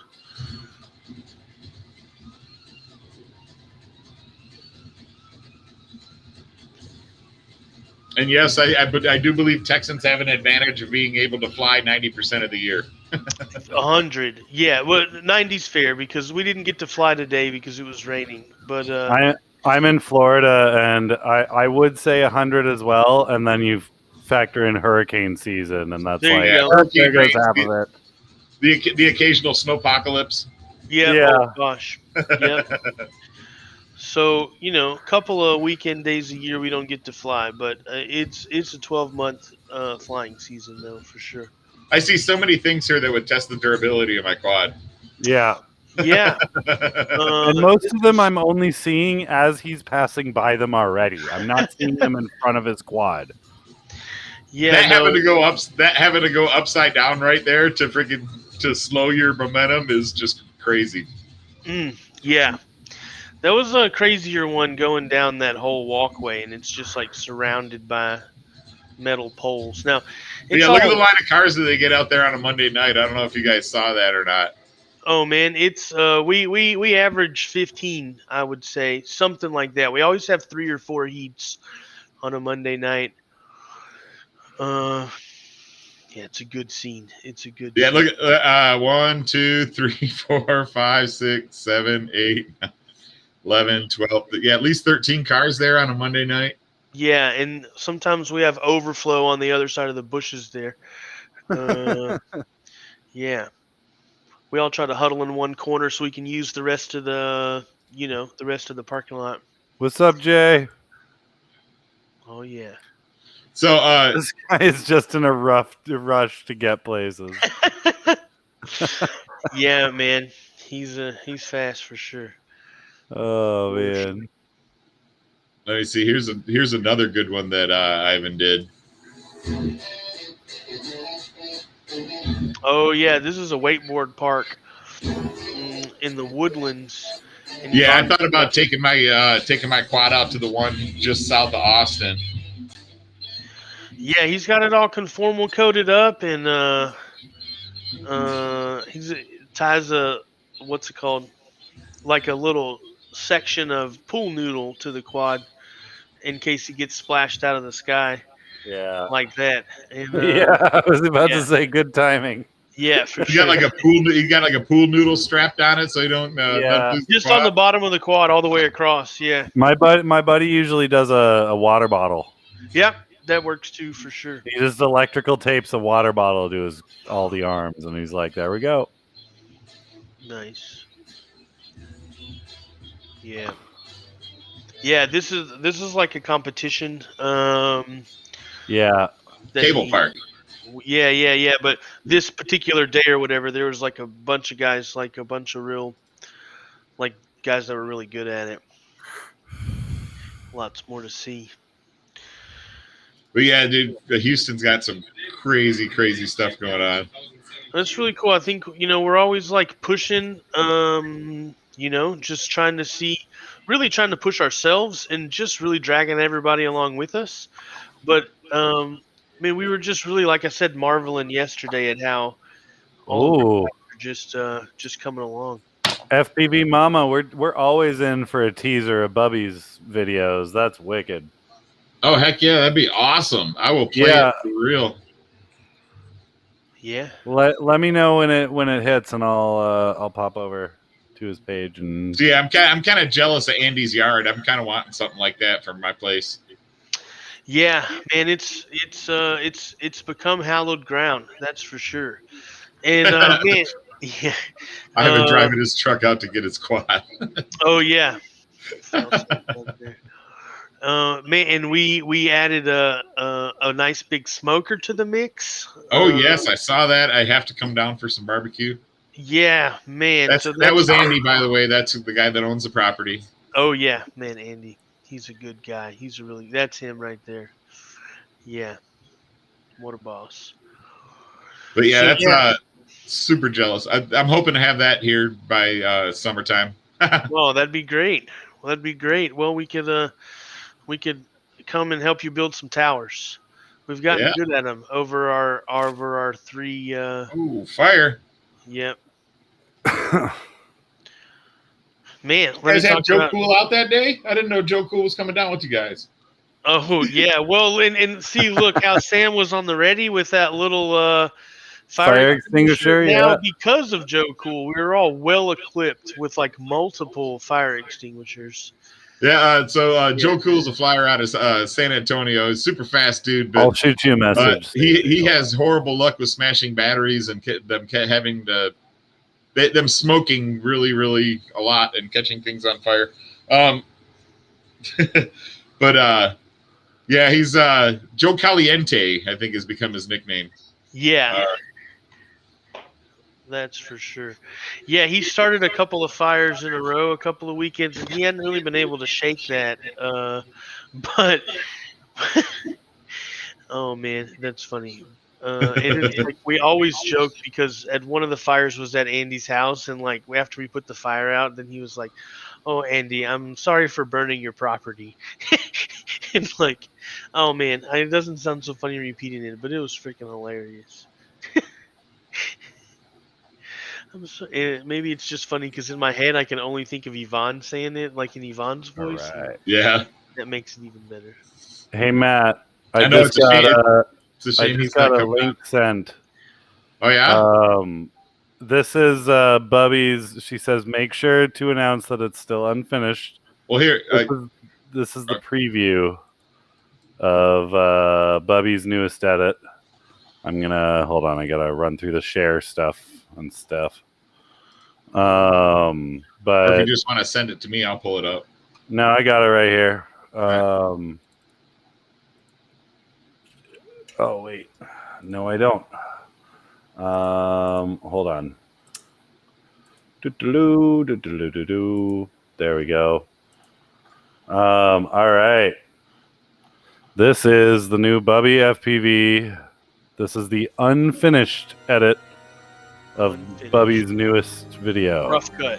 Yeah, I like it. rough cut of the motocross. So smooth, dude. Seems like everyone said except me. Feel something like Wow, you can even hear the bike over it too.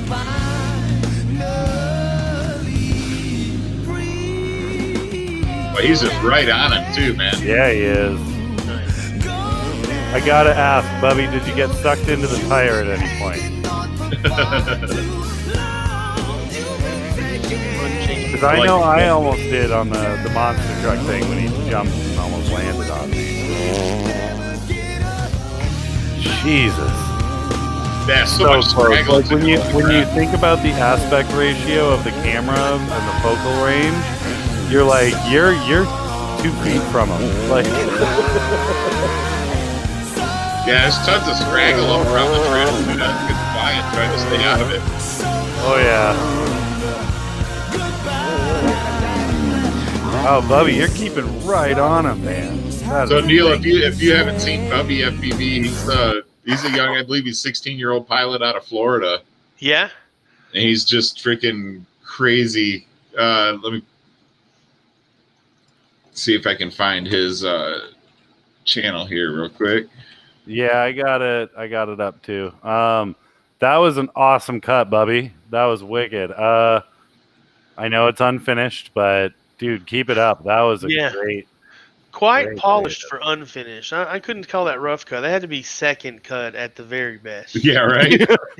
Music in the background, no quad like noise, much but better finish motorcycle noise. than just about anything I've ever put out. So he got to fly looks like he got to fly the Geno's insane psychiatric center up in New York. Oh, that's really cool. That's one spot I would love. If I'm going to New York, I'm contacting Gino to go here because I've been wanting to fly this spot like for ages. Yeah, that's. But considering this is, I imagine this is his first time at this spot. He's killing it. Yeah. So there's one since since she's watching, I figure I gotta put this one up too. So Bubby got to review the new DJI drone, Okay, nice. and he taught Mama how to fly, Oh, nice. and so yeah. Batteries, charger for your drone, charger for whatever Let's you need. see. Hi, Mom. Hey guys, I'm Bubby FPV, and this is my mom, FPV Mama. Hey. And she has been super supportive of me flying my FPV drones, taking me all over the place, driving me to locations and even bandos, and going into the bandos, which I think is hilarious. Anyway, I've been wanting to get my mom into FPV so she can experience the awesomeness of it. I think that this DJI FPV drone is a perfect drone for her because there's a bunch of like beginner features and stuff. You want to just start flying? Can you tell me about the beginning? Are you ready to start flying? No. Definitely don't want to break. Okay, so there are 3 modes on this drone. There is a normal, sport mode, and manual mode. And basically, normal mode is like a DJI Mavic, which is, it's like it'll auto level. So if you go like this and let go of the sticks, it's gonna reset I had a itself. similar Okay, from so I can't crash it. Johnny 5 in I Houston. mean, It's you like can. Okay. It's like super easy to fly. also Okay. And then you know, mode YouTube 2 or reviewer, sport mode he is the same was thing as that, telling but me the it's other day just, that he let his it's taught his where you like, can move it a little friends bit do it faster. Okay. like And manual basically mode, which automatic we're trying to work you up to, mode, which is like what the That's freestyle pretty drones cool that to I hear. fly. Yeah. That's full manual mode. So you can do flips and rolls and backflips and yaw spins and all that stuff. So the big question is, am I thumbs or Uh, am I pinching? The Bubby 100% Whatever flow feels is comfortable, I don't is her really care. current favorite. What is the Okay. benefit? Well, I don't know. debuting this one on our I like show his thumbs, just for because it's, shits and how it giggles started. because it's I know fun. a lot of people do. That is an too. awesome Rotor Riot shirt, by the way. Just whatever you think. Yeah, it is. Whatever you like, just like close your eyes. So pretend again, you're flying the the drone. tie-dye. I've got do the thumbs, and then I'll do FPV Mama. I've got the 100% flow pulled up. Thumbs. All right, yeah, you pop that one in. Boom.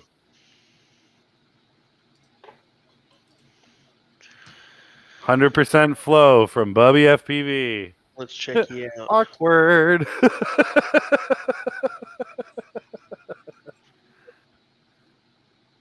Oh yeah, this is the one that he was. Is this the one that he broke all of his parts trying to broke 2 quads trying to do? Oh yeah, it was. I do remember that. Yeah, I think this is the one that he broke a few things. What a supportive parent though. Like, Yeah. this is a hobby that requires replacing things regularly. Yeah. True that. True if that. I was well, in, I mean- also well.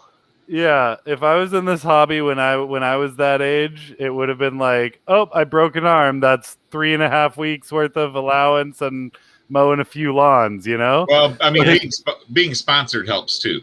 Well, Yeah, accurate. that helps. But I'm Just sure help- before he was sponsored, he was still crashing things and Oh breaking yeah, I know. things. There's a giant learning curve that obviously you're not gonna. Well, and it just helps give anybody a little bit of hustle, right? Exactly. Yeah. Well, I Gotta mean, find a way to make it work. having sponsorship means having spare parts on hand, things like that for frames. Being able to get back in there somewhat quickly. Yeah, and that's why. Yeah, like, I know. I like usually that. carry 1 or 2 spare motors, and I know I've always got spare arms, but I don't know if I can handle I think he broke his top plate, arms, shattered bells on 2, 3 motors or something like that. It was just, Good day. Yep. Yeah, when I have one of those days where I've already broken 2 rigs, just after flying 4 packs in total, then So, it's just okay, I'm just gonna take a break for the day and maybe come back at it tomorrow, So Neil, he's got this one gap that is looks like about a 2-foot hole in the ceiling that he's going to come up on here in a minute. Oh. That's just ridiculous. You can kind of see the hole right up here. Yeah. Yeah, I Shining saw light it. down. So that one there. Oh, Oh. yeah. There's a little peek at it. There it is. Oh. That was beautiful. That's That's Tiny hole. just something you just gotta send. Yeah, that's one that I definitely like. That one I would have needed a change of drawers for sure. Yeah, it takes Oh, a little bit of huevos to go for that gap. Definitely. Yeah, it's just one. Yeah, you just got to go for it. See, I can't dive like that. If I dove like that, my entire thing would be in 20 pieces across the concrete. Yeah. Well, there is no pulling out of that for me because I just don't have that skill set. I'm not that great at the dives. yeah. I I'm can do great that, at I just recovery. It sounds awful. Yeah. So That's no funny. no motor noises. Nice. Yeah, that looks like a fun spot to rip around. I would enjoy. Yeah, like I that. said, Dan and I were commenting for as young as he is, he's got really great spatial awareness. Oh my god. Yep. Amazing. Yeah. Nice. Oh, with the barrel roll over the pipe. That's awesome. But yeah, that's one of the things I like about Gung Wu too. He knows exactly where he is all the time. Yeah. So in case you guys don't know, Neil's kind of big in the Velocidrone community. Ooh. A he little does time quite a on bit it of- for sure. He does a bit of designing and stuff like that, and he likes to do drone combat. Yeah, I wanted to Yeah. share this for sure. So he sent me a link to this little drone combat video here. In case you guys don't know, Velocidrone has drone combat mode where you can actually fire. I believe you're shooting like laser type guns at each other, correct? Yeah, there's like different weapons, different power ups, sort of like Mario Kart style, if you will. Pick up different weapons, and shields. Yeah, So, but not a lot of people are aware of this this little addition to Velocidrone. It's kind of a little there's a niche group that likes to play it. But yeah, Yeah. this is, I mean, for you guys that are looking for something fun to do other than just fly around in Velocidrone, drone Yeah. combat is really It's a that blast. was kind of sick right there. Freaking the Well, sick. if the you little- look at these moves, it's like I would love to see somebody like Bubby try and combat, because it really melds freestyle moves in a way that I've never seen any other type of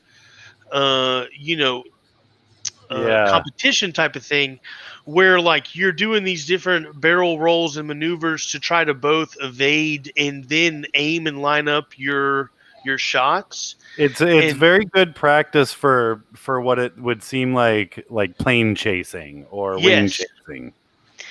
And it is, it's a expandable it's a, what do you call it? You have to buy it in Velocidrone. It's extra. I think it's $5 or $10. But oh man, it's a whole entire other game. Different modes: capture the flag, King of the Hill, and the maps that have been built. Some of which I put some time into, but there's been several. There's a lot of maps built from some really talented designers. Here, you're seeing some stuff that Colby built that are like remakes and adaptations of some Halo maps. Nice. And this is one that I built called Freestyle Fort. But just some incredible assets that Ashley, the creator of Velocidrone, has put in the editor to be able to build some amazing like worlds to play in.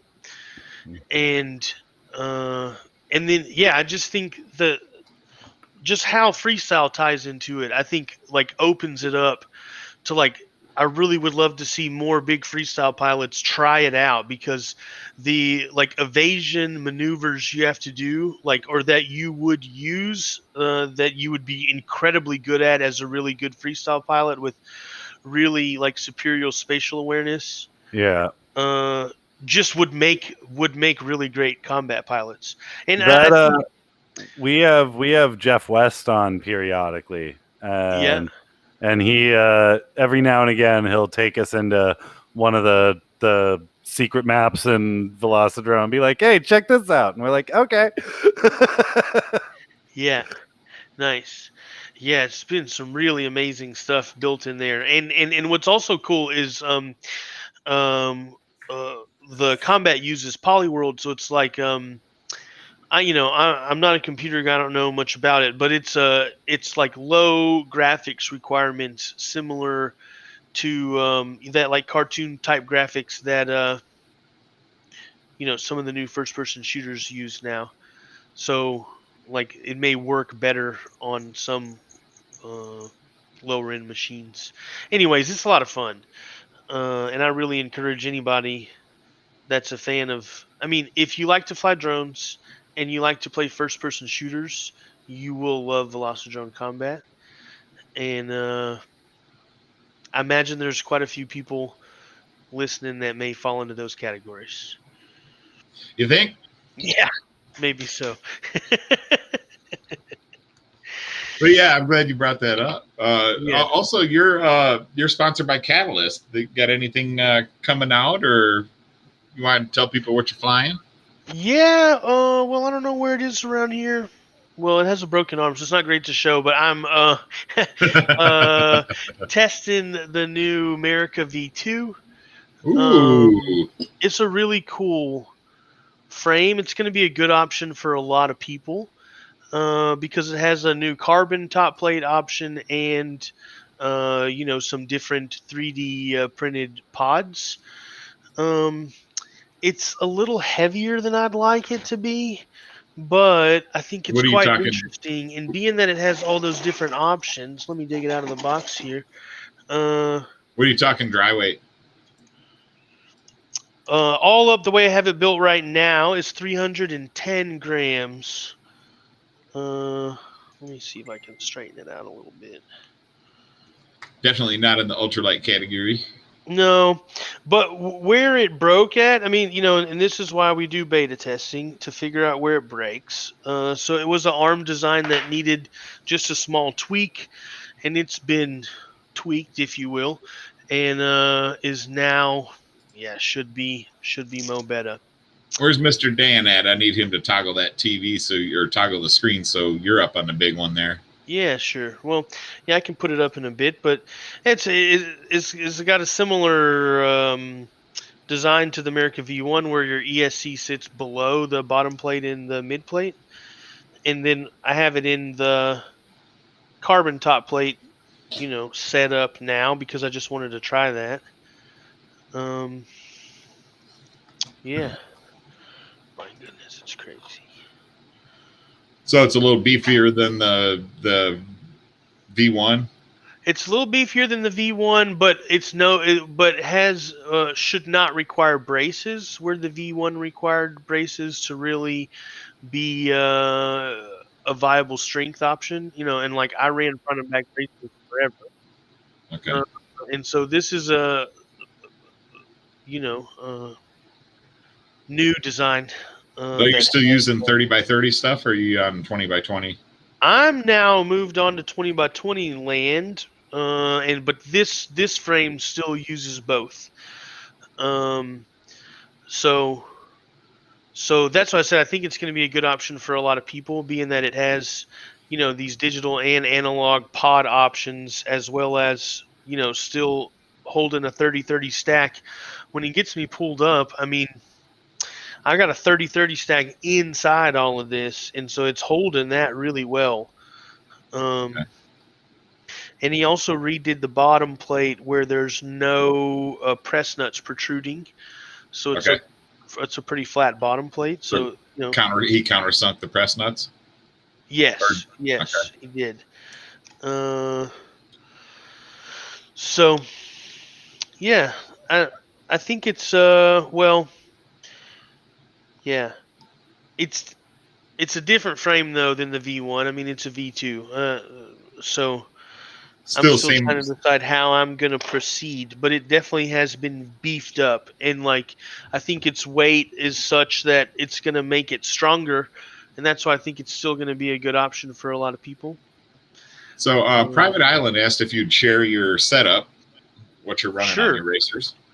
Yeah, so I use heads-up motors, and that's the one constant in like everything that I'm running right now is I'm running the heads-up motors with these MR30 plugs, and I think they're just amazing. Mr. Dan, will you put Mr. Neal on the big screen for me, please? I will. There we go. Now you can show off your little America 2 there. Yeah. So heads-up motors, I've been running heads-up motors now since before the last champs. And man, they're awesome. They're very light and have a lot of power, lots of control, and are quite fast. And I haven't been able to kill too many of them. Now, I mean, you can kill any motor, so I'm not saying like that it's the most durable motor, but I just have killed an average or below average rate of motors than I normally would. So that's satisfactory to me. And then I'm now running Ghosts. That'd be like another constant. I think that Ghost is pretty amazing. And I've been really impressed with the whole Ghost ecosystem. I've recently updated, or I'm in the process of moving all my VTXs over to the Tramp Nano to get ready for the Mayhem team race. And I'm going to be running the whole like team race setup so I can have all my quads plugged in at the same time and then fly them all back to back. And the middle of my quads, as far as like flight controller and speed controller, is kind of all over the place at the moment. I was running a bunch of Lumineer Razors, but I'm kind of moving past those and am trying now some stuff from HLRC and Fox Gear Reaper. And then flight controllers. All my old quads are on the CL Racing F7, and I think that's a great flight controller, but it's 30 by 30, and I'm now moving all over to 20 by 20. So I'm actually like anybody running 30 by 30. I think that's one of the best flight controllers on the market. But I'm gonna be moving away from it now because I just need a smaller form factor. And I just got in the mail all the way from Croatia. Let me find one to pull out. Speaking of the Ghost stuff, Have a good night, FPV Mama. Thanks for hanging out. This is a new Ghost hybrid board. Nice. It's got. I'm not very good at It's got showing the you. built-in VTX as well. Yeah, that's a VTX and a receiver all in one board in a 20x20 package. And has like the fastest team race switching yet because it's all controlled by one processor. Yeah. I was watching Chief's Alex Kimball's setup video the other day, or like him getting it worked out with Tony Cake. And it's just crazy fast. Switching video and quads as fast as you can push the button, basically. Nice. And I got this new Radio Master, and it's all going to be working with these. It's got these 6 buttons across the top. So then you set a quad up to correspond to a button. Basically, as quick as you can push this button, it turns that quad's radio and video on basically instantly. That's and crazy. then you can arm and fly that quad as soon as you finish your pack, land it, or crash it. You just hit the next, disarm it, and hit the next number, and it instantly then turns that quad off, turns the next quad on and video on, and you can take off and fly it. That's crazy. How do you like the gimbals on that? I heard they're really nice. They're very nice. I was a Spectrum man forever, and Spectrum's known for having very nice gimbals. Team failsafe. What's that? Team failsafe. Yeah, exactly. I had a couple, but not as many as you might think. Oh, I know. Yeah, I know. I mean, Gil used to fly Spectrum as well. Yeah. Yeah, he never had any issues either. So, and I think Dalton Schulz also used to fly Spectrum. Yeah. So, but my main setup is still going to pull out my SAC O quads. This is just what I have more of anything else than. It's still like America V1 on all heads-up motors. I run the GoPro pod setup to have the little extra horns just for turtle mode. Nice. Yeah. Now, what's that setup weigh compared to the America 2? This one's like 290. Okay. And I'm also using, and I'll be right back. It could be lighter. I'm still using this like RPSMA, antenna situation. If I could save 10 grams off of it just by changing that up. Yeah, but we still have to switch, right? So we still have to switch. Yeah. So, I guess it's worth it. But in the sort of ultralight world that everybody's moving to, it's seeming like a lot of setups are going to just, just a UFL one to save all the weight. And then, just because I've been wanting to try something new, I had just for the first, about to put together myself a heads-up frame just to try it out. Nice.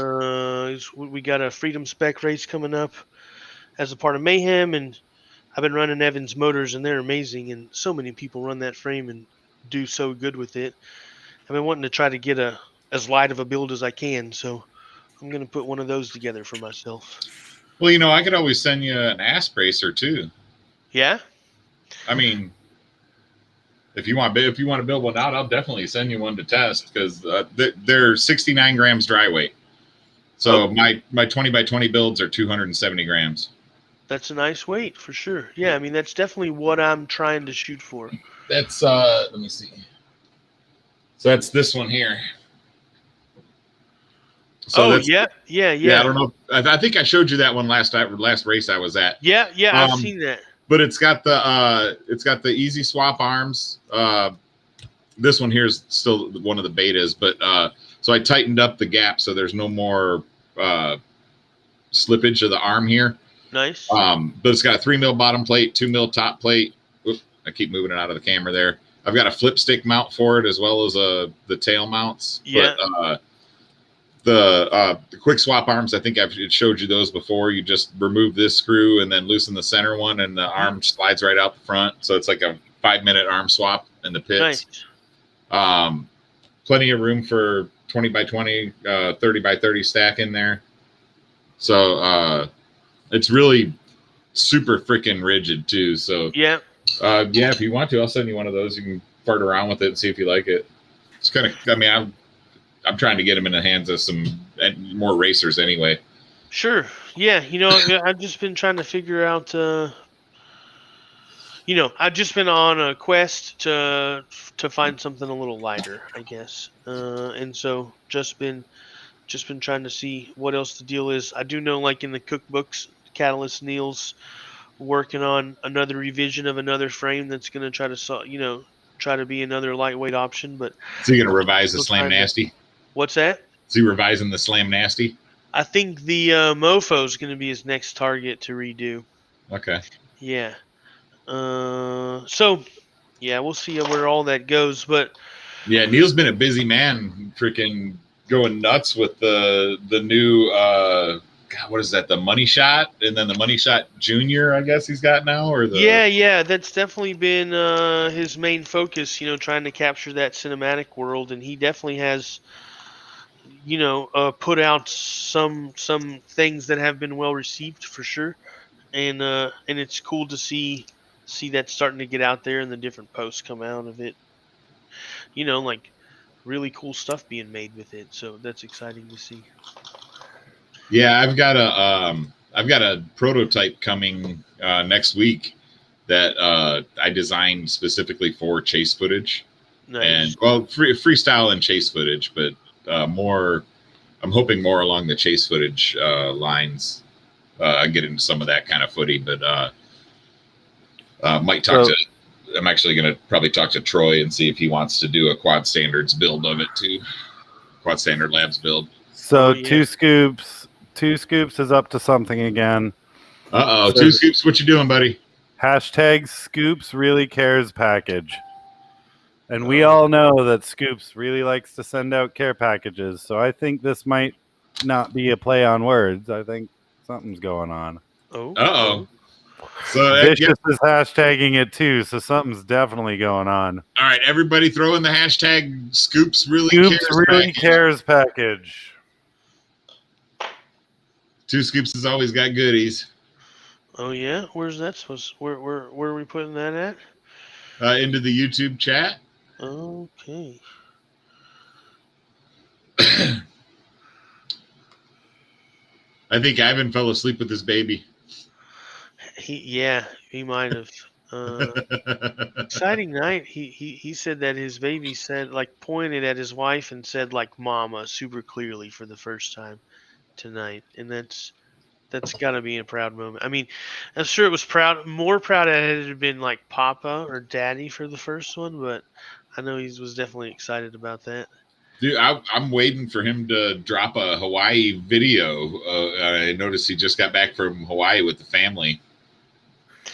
Yeah, I'm waiting to see it too. I've only seen some little clips, He's still here. Ivan's still in the chat, but yeah, that I'm kind of interested to see what he did while he was there, other than have fun, have a great time with his family. Yeah, for sure. Well, that's what's most important. Oh, Mr. Yvonne, what a guy. Yeah, it must be nice to have a non-American passport and not have any restrictions on travel. Well, I think that's part of why they went to Hawaii, though, because you don't leave the States when you do that. Yeah, technically. Yeah. I think that that was on purpose, that they didn't want to leave the country. But yeah, so Dan, are you catching all the people with the Two Scoops cares? Are we doing the spin? I'm starting to. I don't know if this is a wheel. I haven't talked to Scoops yet about it. I don't know what's going on. I just know something's up. Something's up. I like it. Well, hey, while we're putting in, I know Gank you saw the other day, but I just started a new sticker board, so just got to throw it out there. You can see it just barely starting there over my shoulder. Yeah. I know you saw I got a nice big Gank sticker on my pretty much finished board. Yeah, I spotted that one. call out there to the world that I'm trying to fill up a new sticker board. So I don't know. You don't have this one yet. I don't. No, I need one of those for sure. So Well, I have one, but not to put on. I think it's on my table maybe, but I need one of those. Yes, I need one. Yeah, so I got those, and then I've got more of the gank slaps. Yep. Yeah, I need one of both to put on the new board. But yeah, I'm gonna try. What time do you guys meet up for your night flying stuff, and how long do you guys usually run? Night flying, we meet up around 8 is the official time that we're supposed to meet.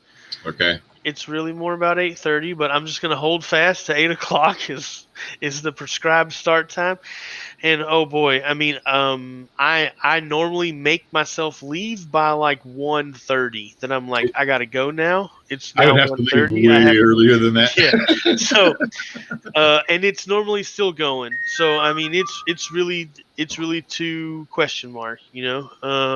But it's regularly. Yeah, till at least 1 a.m. or so. The past couple of times we tore the track down around 1, but there have been plenty of times that like, okay, I have to leave now. You boys have a good night, and it's still going. Yeah, Mayhem. I'm thinking about coming out and spectating for one of the days for that. That'd be a good one. So it's looking like Saturday that is going to be the team race day, and Sunday a freedom spec day. So I don't know. I would say that. Probably the racing's gonna Mayhem is exciting to watch because it's like nonstop, but the Freedom Spec Day is gonna be like the best pack racing that you could ever see. So it'd be hard to decide if I had to pick one which day I'd want to go watch. For sure. Yeah, and if I'd go, I'd have to bring my pup, so I wouldn't be able to. It'd probably be harder to stay in a hotel overnight. Yeah. Oh, Nixie. But yeah, the Monday nights is hard for me because I do training during the day. I'm usually off by around 3:30 or so. Trying to think. Go home. Come down 6. So I'd have to leave my house about 6 because I imagine it's going to take about 2.5 hours to get down there. That sounds about right. If I flew till 11, I could probably still get 4 hours of sleep if I flew till 11 or so. Or just tell my students, hey, we're coming in at 9 tomorrow. Don't ask. Yeah, it's just a late start day. No big deal. Yeah. They also do Wednesday nights if that works a little better. And then, always could make adjustments for VIP guests. So VIP guests. Yeah. For sure. Yeah, I need to race. I was going to go up and fart around with the guys up in Temple today, but I ended up having a productive day in the garage. I finished that little blue box behind me is a filament dryer box. Holds all my filament. It's got a heater and fan assembly that turns on and off with a controller on the front of it. Oh wow! It's like, so just like it's also got your filament all nice and ready. Yeah, right now it's 27% humidity. It's holding it at. So without a dehumidification circuit. So wow. And what's your target there? Well, I'm trying to keep it below 30. Okay, there you have it. If I keep it below 30%, it should keep the moisture from being able to accumulate inside the TPU. Nice. So and then it also stores my nylon too. I'm hoping to get a couple of nylon pods going. Yeah, that's cool. The nylon is yeah, I do really good printing nylon as long as it's super dry. Yeah, I can never seem to dry it enough in an oven. So I figure that it's constantly being stored in a warm. Right now, I'm keeping it between 90 degrees and 104 degrees inside there, just to keep the filament warm. And just the warmth is driving the humidity out. Yeah. So, but whenever I need to grab a roll of filament, I'll just grab it and it's dry. Nice. So I just got to remember to take them off my printers when I'm done with them. There you have it. But yeah, I'm looking for that property now, and I'm bouncing between builders for barn dominium. I'm going to build a 40. It's going to be a 40 by 40 foot house, and then either a 40 by 50 garage or a 40 by 40 garage. Oh man, well that'd be awesome. So, but I plan on getting a couple CNC machines, and I want to lift for working on my cars and whatnot. And like I said, hopefully I'll have eventually put up solar panels and stuff like that. So yeah, I like that. I'm a big. But yeah, fan of that. definitely looking for a little bit of property to be able to scream in my backyard, get some practice, so I can try to keep up with the rest of you guys. I like it. I like it. Hey, what kind of monitor are you using to do your sim stuff? Because I hear that really makes a big difference. So I've got Is two it 144 I've got HP 27 inch. They're only, I want to say they're 60. They're only 60 frames a second. Okay. Sorry, 60 hertz rather. Yeah. Same thing, but Sure. But yeah, that might have something to do with it. I don't know. I hear it does. It makes a big difference. But it's definitely something you got to decide that you want to invest in. But like when I tried to sim on my laptop that wasn't made to do it with the low refresh rate monitor. I mean, it wasn't even 60 better than what I was going to apply it on. But I know my wasn't worth doing. Yeah, I know my video card and everything else keeps up pretty well, but yeah, that's something I hope to invest in soon. Right now, I've got dual 27s. Oh, nice. So if I upgrade, I'll either need to upgrade to one really wide curved monitor or two monitors. So that's been kind of, other than Velocidrone, and that's about pretty much the only game that I really play. Yeah, me too. That's it. Well, that and Tiny Whoop Go. I've really gotten into Tiny Whoop Go. That game is flipping amazing. For like the physics are incredible, and there's some pretty awesome maps in the game as well. Nice. So, yeah, I enjoy that. I can actually compete in Tiny Whoop Go. Yeah, interesting. But yeah, like I said, Velocidrone, I just need to, I don't know, I keep trying and I keep not enjoying it. I need to get now that I've got my Tango 2, I need to get a wireless setup for that. I've been every time I talk to Trappy, I freaking mention it. Dude, we need a wireless dongle for Crossfire. Yeah. We need a wireless dongle for Crossfire. Well, I mean, I went from wireless to wired, and that also made, the whole sim thing is about latency, right? Right. And so the wireless dongle, while it's convenient, man, when I got this new Radio Master, then I was able to use the USB to connect to my radio, and huge improvement over using FC pass-through. That's what I was using with my Spectrum. And I didn't notice it whenever I was using it, but I then went to this and noticed the improvement. And then a couple of weeks later decided to try my FC pass-through again with my Spectrum, and oh my goodness, it was just crazy how much latency was there that I didn't even really know was there. That when I tried to go back to it, was blown away by what a difference it made. Yeah. So, yeah, I don't know. Yeah, I was. I don't know. Everybody keeps telling me that I'll notice a difference. I'm like, have you seen me race? Yeah. Well, we got this new guy, Omar. He's been flying with us for maybe, I don't know, less than 6 months. I think he came up for Winter Nats, right?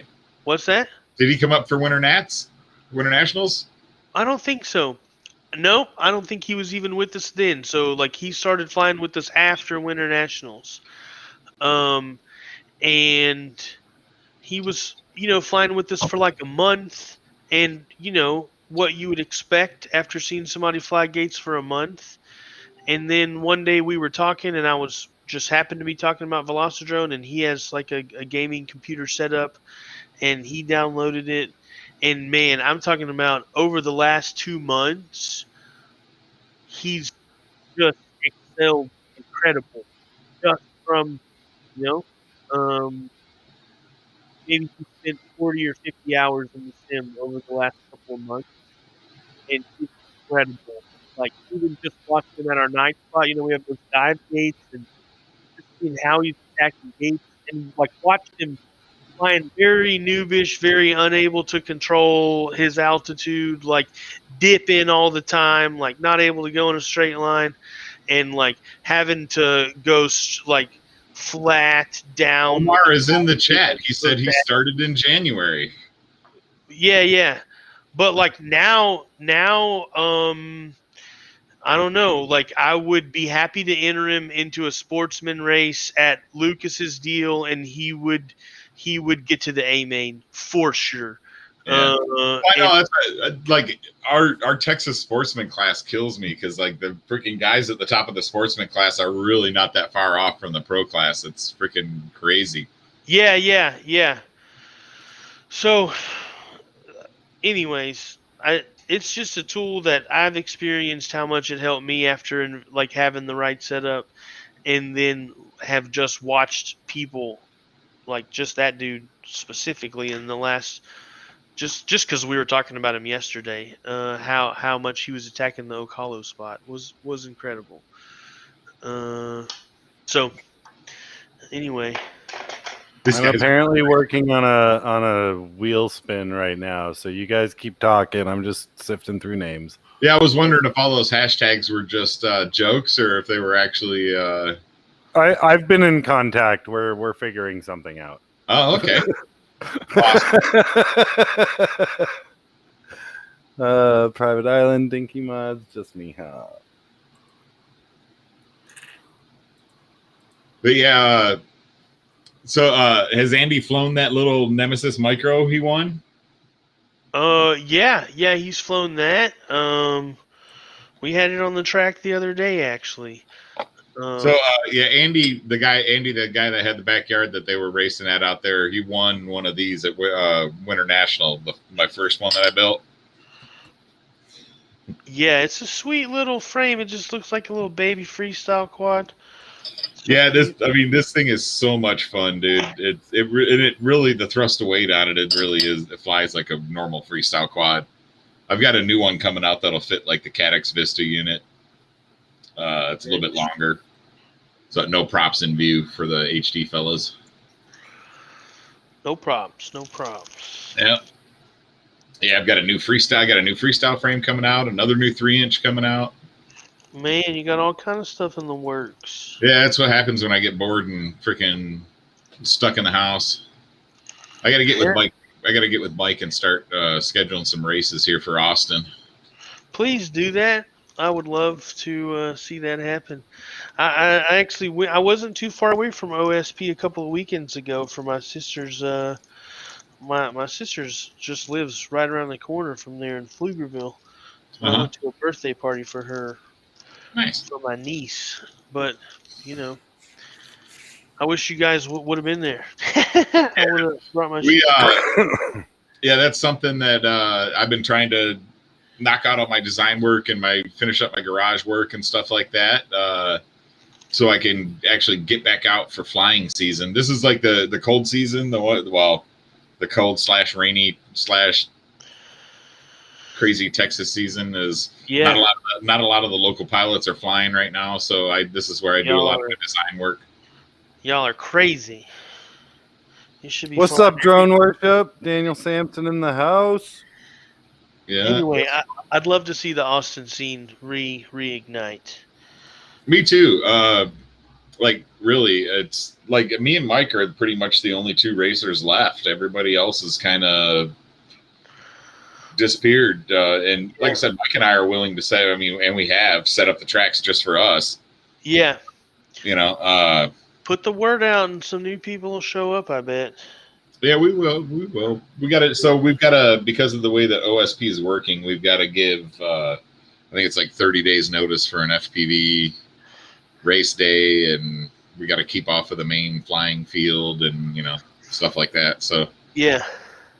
Just little extra hoops to jump through, but Mike and I are definitely willing to do it. So, and then we're also looking at like flying at Divine Park. I think you saw the couple race videos I posted at Divine Lake Park, or Mike posted at Divine Lake Park. Yeah.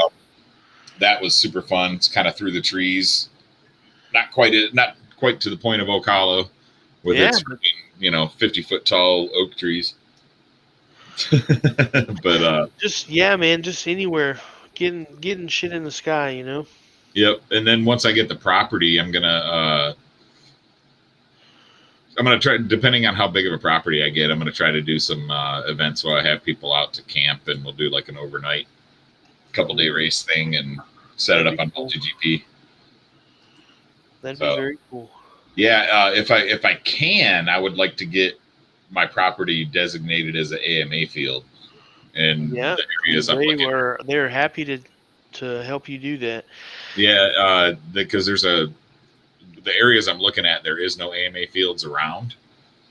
Yeah. So it'd be nice to have that, that little extra bit of security / freedom.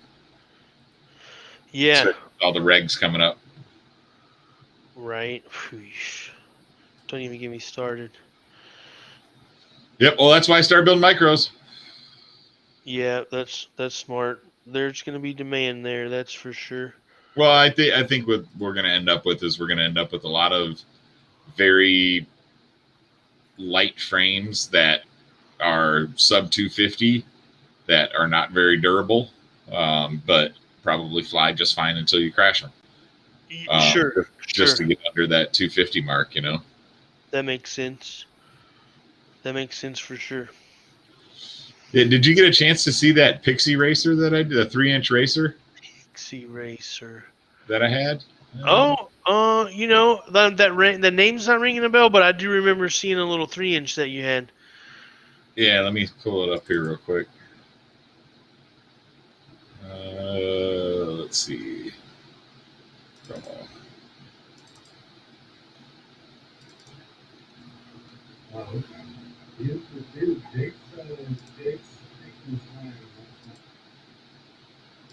There we go. So that thing there weighs 153 grams with a 650 milliamp hour 3S battery. Oh, nice. So that one there is running 1106 6500 kV motors on 3S. And like it's just so freaking light. Lucas has got a Cobra 3-inch mini. It's a little bit chunkier, but he's running it on 6S. Oh, I like that. So, but yeah, this one here is pretty freaking fun. I just got that one's officially released. So Dan Sampson saying, I don't know, bro. I've been pounding on that 3-inch Dan gave me and have yet to be able to break it too bad. I gave him the Baby Wasp. Oh, okay. The Baby Wasp build that I did. I love that. And so he's been bashing that one around for a bit. But I will say the Gank is comparable by far in terms of bashability. Yeah, the new Nemesis HD version especially is gonna have a little bit wider arms. I'm gonna, like I said, once I get rid of the stock that I have of the current Nemesis Micro, they're gonna get those as well. So we're gonna do another hashtag giveaway here. You guys have been seeing Two Scoops posting stuff. People have been hashtagging random things, including unicorn farts.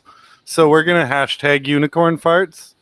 If you're already on the wheel, then you don't need to hashtag, but any of the newcomers jumping in, like Night Train or Dan Sampson or any of them want in, then now would be your time because we're going to spin that in just a minute. Ooh.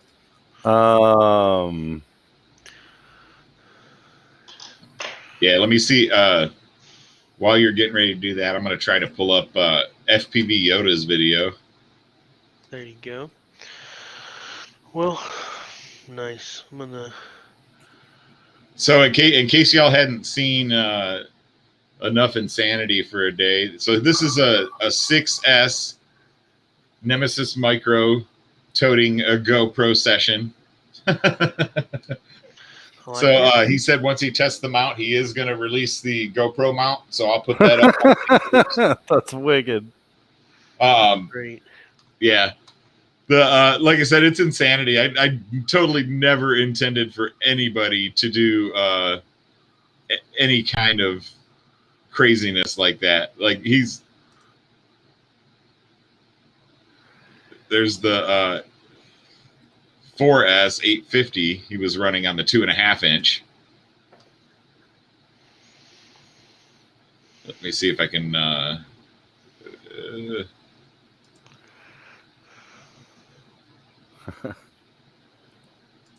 So this is the 2.5, or sorry, the 3 inch on 6S. And this was before he put the GoPro mount on it.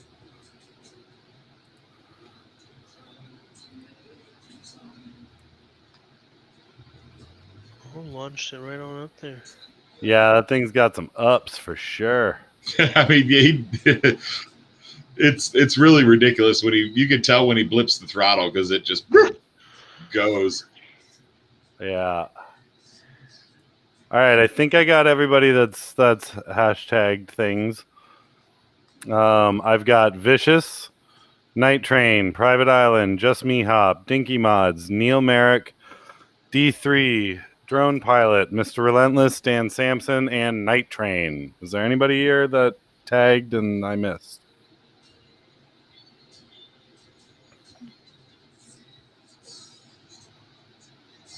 I guess probably not.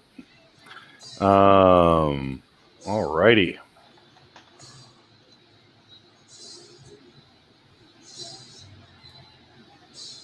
I don't know if you can hear it. He's got ground control to Major Tom in the background. I'm not sure how he got away with that on Facebook, but oh, I have found that if you leave DVR noise in your background, say drop the DVR sound just down to say 15% or so, and just leave the crackle there, you can get away with a lot. Or speed up the music by half a millisecond.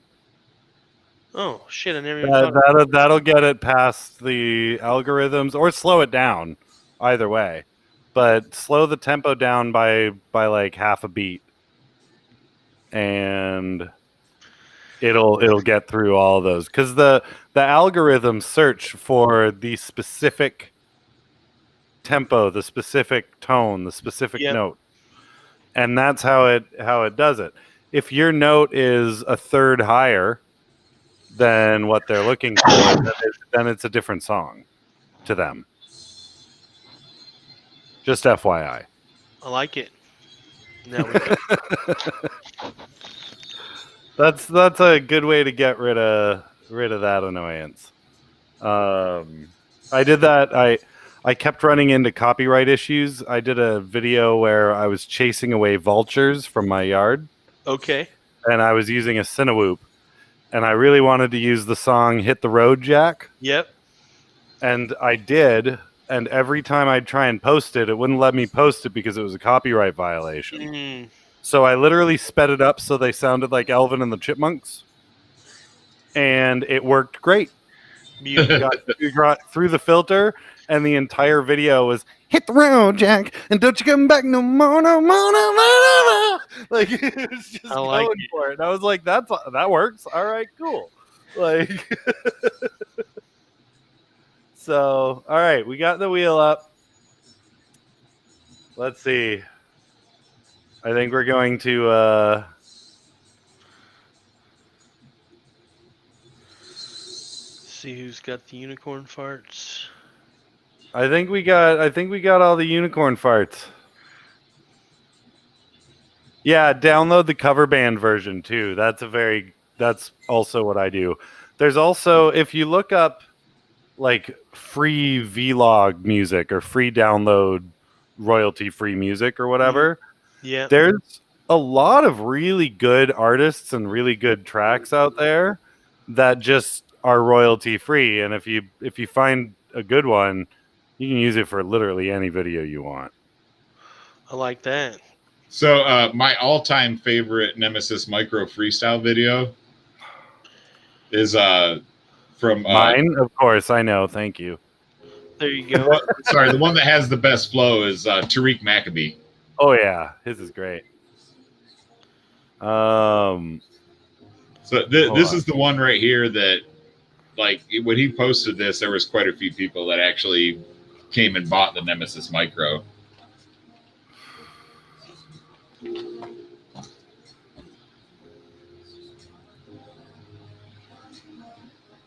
But this was on a 2.5 inch.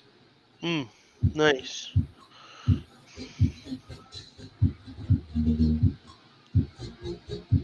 That's why I wanted to get the HD out there, because if the HD with no props in view and getting that freaking good video, get that into the hands of a couple nice juicy pilots, you know, and people really see how well it flies. For sure. I need to get better just so I can do my frames justice. That's funny. Well, you're a testament to crash proofness. Well, yeah, I definitely am a very good durability tester. Yes. I'm trying to find a couple of different videos right here. There we go. There's one. All right. So I think we can do the wheel spin now. Yeah, let's check her out. Then I'm going to have to sign off with you boys before too long. Yeah. So let's...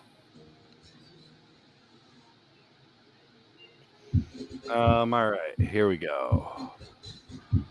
Boom. Boom. Sorry, I'm going to pop this over quick. Boom, boom, boom. All right, guys. Spin to win. Here we go. For the 2 scoops is total cray giveaway. What? We need to start calling them 3 scoops of crazy. Yeah. Soon there's going to be multiple scoops added to your name, too. 2 scoops. All right. Who's it going to be? Who's it going to be? Who's it going to be? Oh. Vicious Stitches. Nice. Congrats. Just click Well that done, last Vicious. row or just Cheers. Oh, Well, nice. I guess Congratulations. Private Island won anyways, because Vicious just Private Island 2 scoops sent you. Oh, that's awesome. We got all the scoops. We got all the scoops of crazy today. Rigged. And what is it? End the steal? Stop the steal? Stop the steal. It's all rigged. Well, awesome. There was the 2 scoops of cray giveaway. Yeah, just Thank remember, God. guys, when we only got like 13 people in the chat, yeah, it's a hell of a chance you got to win it. Exactly. For sure. That's the beauty of those ones. Now, let me see. I got I brought up the, where is it? What the hell? I brought up the 2 God, I can't even fucking think anymore. Let's see. There we go. Here we go. So this was my whoop video with Hit the Road Jack. Oh, yeah. Let's check you out. Hold on.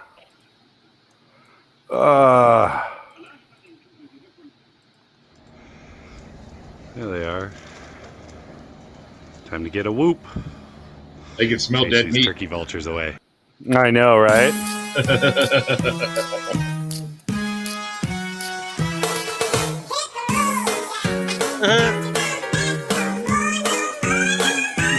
They work great. Yeah.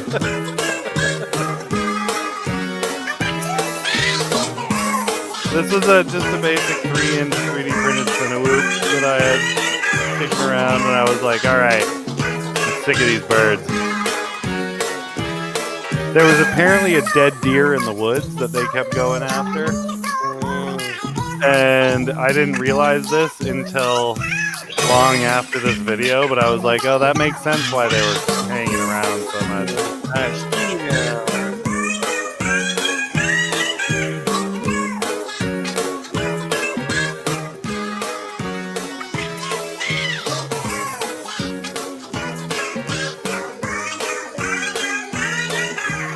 Yeah, there's quite a few of them for sure.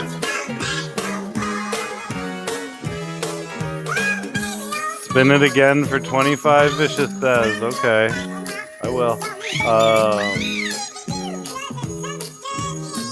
Yeah, I did hit a couple of trees while doing this. I'm not gonna lie. It had. This was a good escape. I didn't think I would make this escape as well as I did. Like I was literally just hovering around trying to get out. That's good.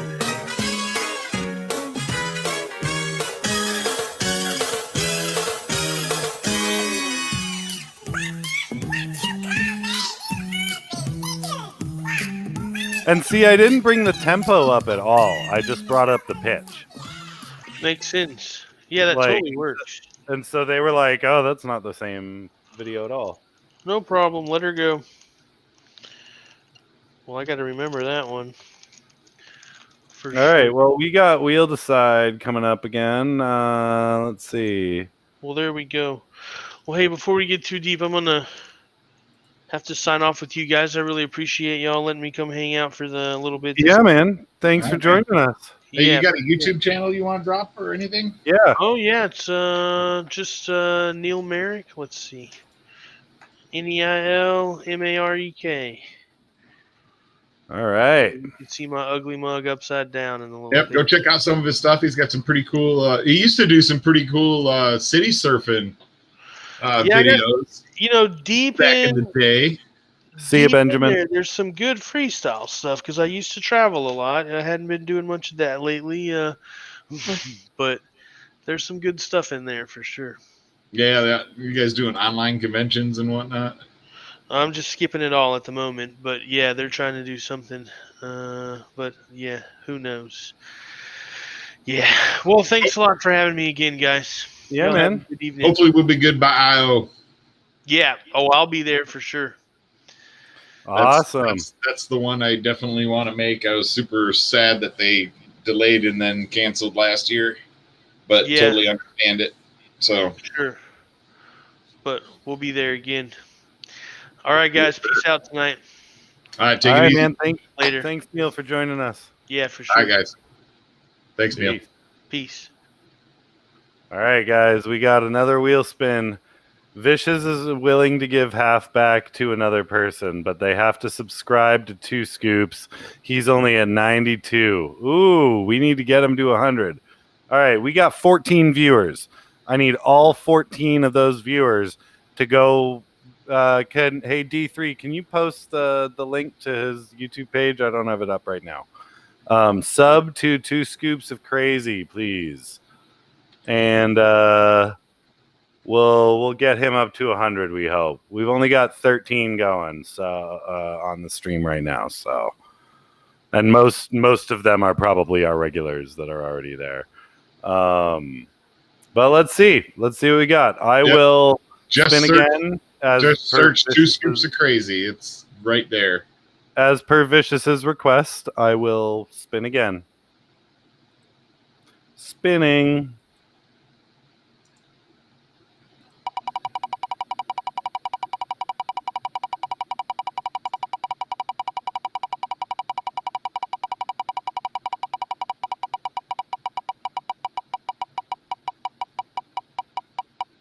Who's it gonna be? Who's it gonna be? Who's it gonna be?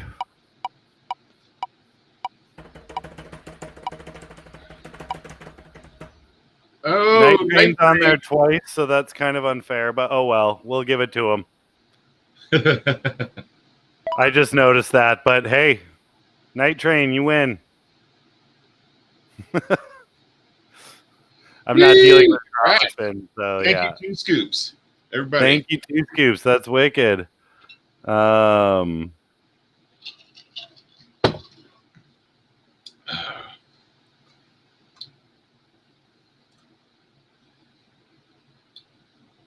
Oh, you can't post links as a regular user. Okay.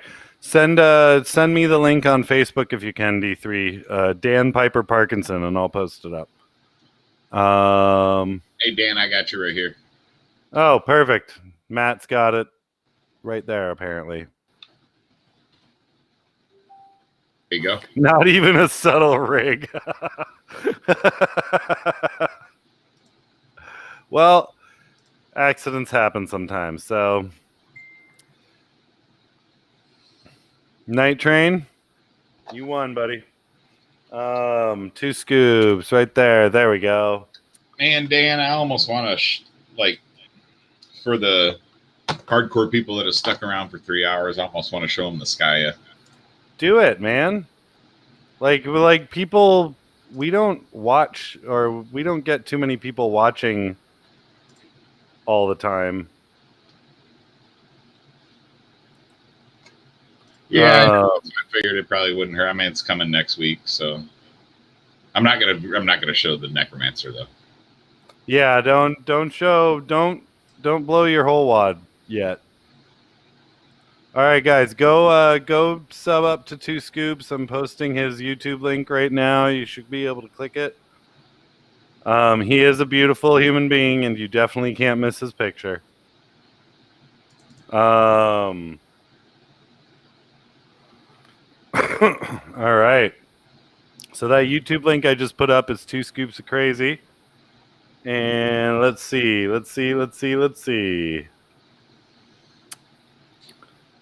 We got to get some subs up. Drone Pilot subbed up. Nice. All right. Whew. I show 95. Oh, snap. Relentless. They can't have this one, Relentless. All right. Now you've made them all scared. I'm gonna show it in render view. Okay, render view would be best because then it can't be digitally copied.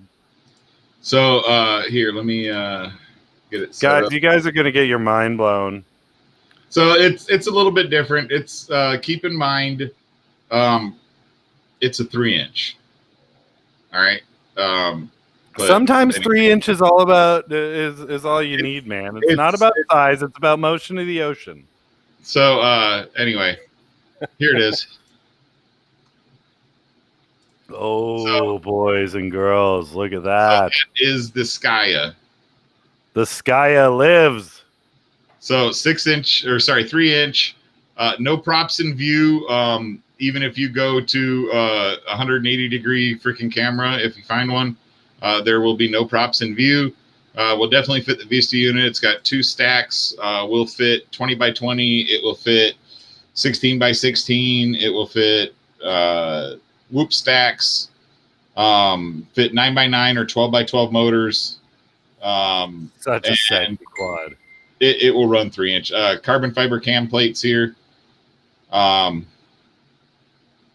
Just super light. One of the things that I did, it's kind of hard for you guys to see, but if you'll notice, all of the arms are on a 90-degree angle to each other. So we'll have long weave of carbon down all of the arms for strength. And then I've got a little bit of additional bracing here. But anyway, that's the Skya. That will be available pretty soon, hopefully next week. So hopefully I'll get a couple. It's one of those niche models that probably won't sell a whole lot, but I've got room on the back for a GPS unit here, and obviously crossfire antennas and stuff, so we can do a long range if y'all want to try a long range hex. I'm trying to buy motors for my build right now, or look up motors for it. There's the bottom. Anyhow, hope y'all like that. That's something that I've had in my head for a while. I've been wanting to do a 3-inch hex for, 2 years, and just recently decided to put it on paper and make it HD capable, make it no props in view, freaking. I there's no specificity as far as what you would use it for. It's still somewhat of a standard hex layout where the front and rear motors are in further than the center motors, but they're not. They're not in a perfect circle. They're a little bit off. I designed it as soon as I saw that the Flywood Goku 6-in-1 micro stack. I jumped on this. How much clearance? Talk about height to the rear standoffs, or are you talking about distance between the rear standoffs? What are we talking about here, Relentless?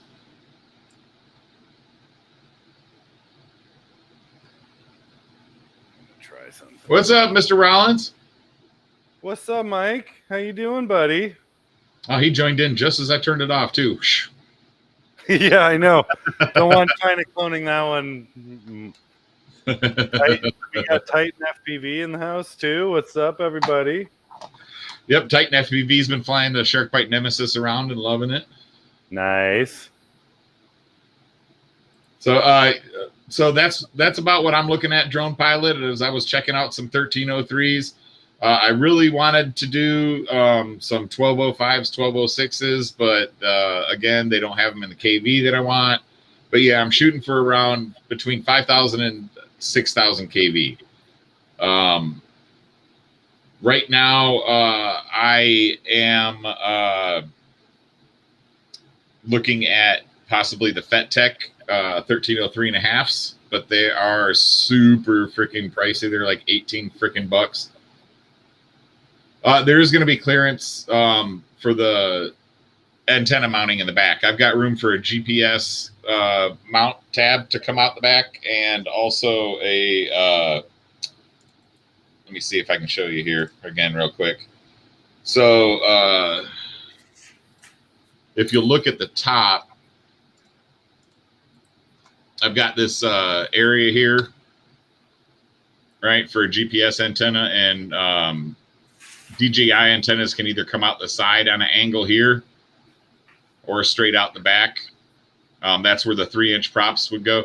And actually, if you'll notice when I do my designs, this is the actual size of the 3-inch prop here, and I add a couple of millimeters to give it a little extra space. Michael, you haven't seen this yet, have you? So this is my new 3-inch hex design, micro hex.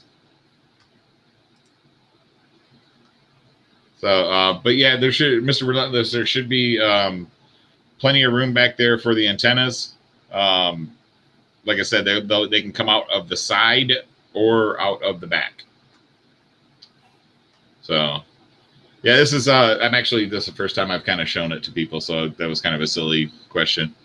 But yeah, that'll be coming out soon. And yes, I have Michael. Yes, it will run DJI, Michael. The little stack that you saw in the render is a Caddx Vista.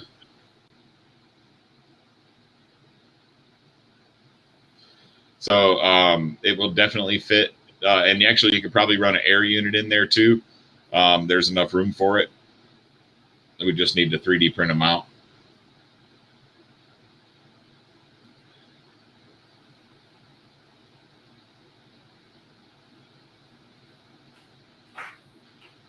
Yep. So I kind of left room around to add to the designs for the long range stuff, for the GPS mount. This one here, I will have a GoPro mount coming for it as well. And it should have plenty of thrust to toss a GoPro around. Nice. So, yeah, I've been a big fan of hexes. Honestly, I'm a little disappointed that a lot of these companies aren't. That it took Flywood to come up with a 6-1 ESC. Other than that, they can be a little painful to build. Dan did an X8 that was kind of rough finding the correct components. Oh, but yeah, here if you look down from the top, I kind of show. So those that center angle there, the blue angle line. Oh, hold on, let me make my mouse visible here.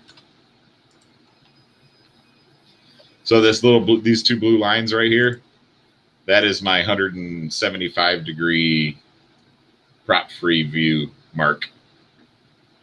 So no props in view up to 175-degree FPV angle.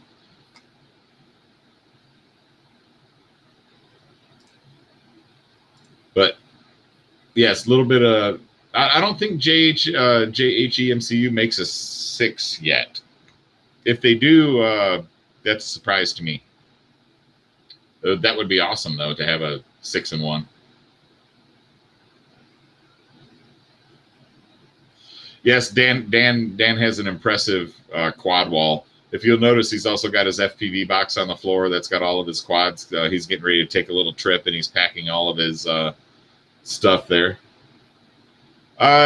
What did I don't know what Dan had this one described as.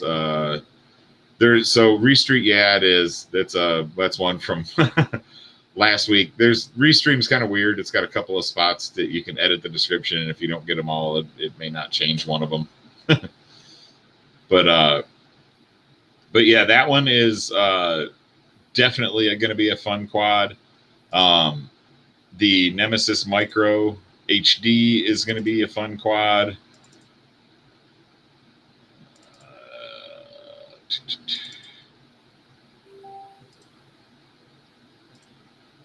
Dang it. Just opened it.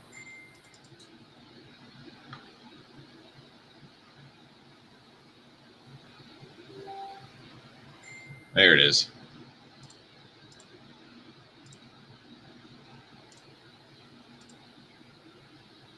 So, yeah, and to answer your question, Michael, yes, I have thought about building a sub 250 freestyle quad. What I had planned to do is I'm making a 3-inch Mutiny Mini, and I plan to see if I can put 5-inch arms on it. But this is the other one I showed earlier in the show, Michael. This is the Nemesis HD Micro. A lot more space. That's a Caddx Vista unit in there. And again, I lengthened the front for no props in view, and then lengthen the back for more space for receiver units or small VTXs in the case that you are not running Caddx on it. I have a feeling some people are going to buy this version just for the extra space and the no props in view. I also added motor protection. So this is my new arm design, and it should provide a lot more motor protection for people who like that. So, which, I mean, everybody should like it. My original concept was just to make a light freestyle quad. So seeing what people are doing with them, adding these, going 4S and 6S and stuff like that, really helps me, improve them. I made the arms 2 millimeters wider than the previous version. So, and then the other micros will get this upgrade as well as I get rid of the V1s or V2 stock, and then they'll be issuing the V3. So yeah, we were talking about the sub 250 rules a little bit earlier when Neil was on, and that's kind of why I started designing the micros, and I'm hoping that the Hex falls under that category as well. I do not have a Caddx antenna print yet, but I will be having one made for both the Nemesis Micro and for the Skya.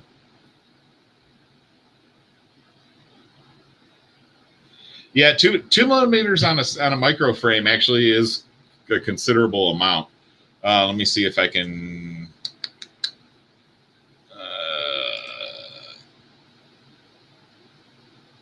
don't know if that's the one. There it is. So this is if you look, so this is the original Nemesis Micro. You can see the mill on each side of the arm. You can see the extra bracing down here by the corners and by the flight controller mounts. And you can see how much more motor protection this is going to have over the original. So, and I don't think it's going to add that much weight, hopefully. But yeah, considerable amount of strength added.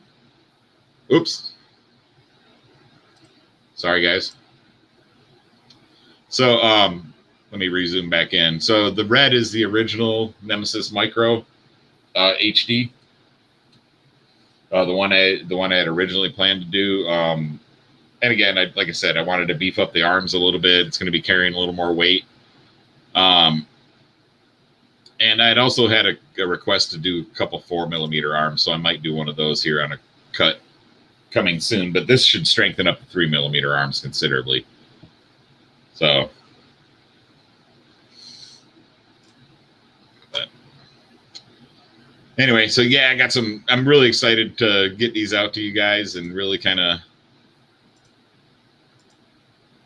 show them off. I think it's vast improvements over some of the other designs that I've had. Some really unique stuff coming out. The other one is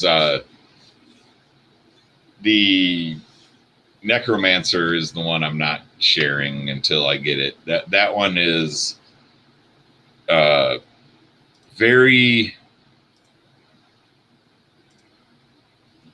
it's got some unique aspects to the frame. I'm not going to say the whole frame's unique, just because you can't make a unique FPV frame anymore. They're all similar in some fashion or another.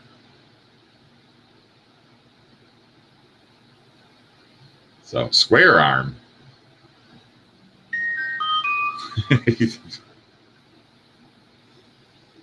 But yeah, the Necromancer will be quite interesting. That's another design that I've been working on, trying to finish the whole thing since probably October-ish. I've had, the concept for part of it has been done for quite a while. It's just getting it all worked out. That one there, I want that one the first time people to see that one to be an actual build. So yes, I laughed at you. Cube all around. Yes, no, I don't do cube frames. I'm sorry. This is probably one of the boxiest. Actually, the boxiest frame that I have is my Nemesis, the original Nemesis. So that one is square mostly. With the exception of the little insets up here. And then, I'm all over the place today. The recessed camera, 6-inch squished X, obviously. This is the granddaddy to the Nemesis Micros. This one here, I actually have, I will have 10 of these coming in the session, with the session mount. With this next order, so there will be a limited run of those up on the site.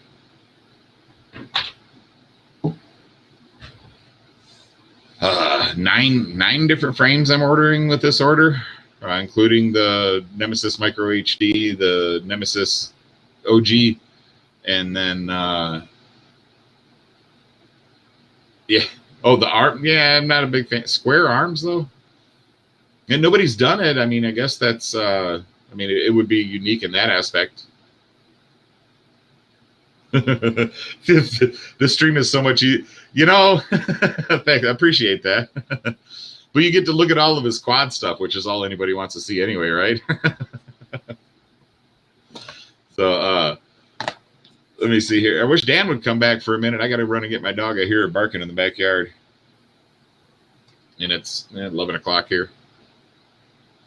So, but honestly, that that Nemesis design, I was one of the first people to use 5mm arms on it. I was this frame here I designed back in 2016. So I was one of the first people to have a 30x30 mount in the back for VTX and or receiver. One of the first people to put both toilet tank and standard strap mounts. One of the first people to recess the GoPro to put it really close to your camera angle. Squished X design. The arms are swappable. You can see the flight controller mounts. There's a bigger hole there. The flight controller mounts are isolated from the arms. So an 18-inch deck in the back, so it's like super slammed, but it's tall. It's enough where you can easily get a dual stack 30x30 FC in there. Plenty of room up front for the camera, and so forward thinking was I in the space that I put in the back that a DJI Air unit fits in there great. So I'm hoping a couple of DJI people will pick this up when I get that out as well. But yeah, that was one of the first frames I designed. Josh Ingram from Flynoceros helped sell it for me. But yeah, that was one of my favorite frames, and still is one of my favorite frames to fly. And I haven't broken the arm. That is I broke an arm on the prototype, and that is my original build of the final version that I got after we did the prototypes. I put more strength on the arms, and I have not been able to break that thing. Matty Blunts is flying one. He hasn't been able to break it. I think there was 35 of them sold through Flynoceros. And I have no idea where they all are right now. Brock Hammond had one that he painted up real nice, and I think he gave away or sold. Yeah, that was it was a cool frame. I had a couple people ask to bring it back.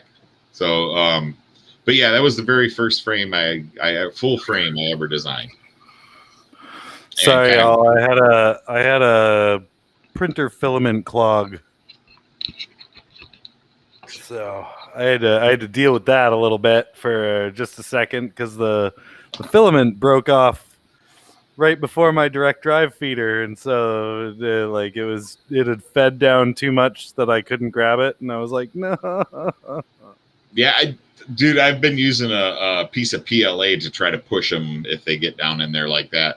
I do too, but for I ended up just taking off the little spring arm of my direct drive, and then I was like, all right, I'm just gonna yank it out. I'm gonna go get my puppy real quick. I'll be back. Alrighty. So what I miss, everybody? I know Michael Rollins was not as pleased to see my pretty beautiful visage come back onto the screen. Oh, I was just showing off my quad designs to him.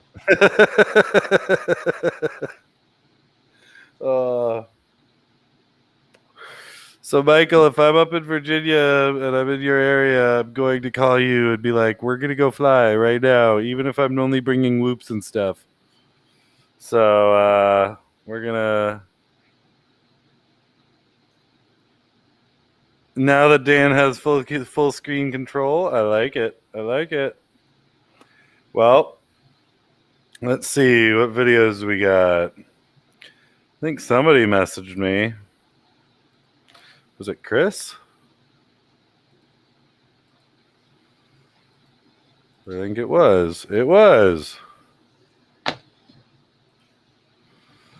right. Boom, bada boom, boom, boom, boom, bada boom, boom, boom, boom.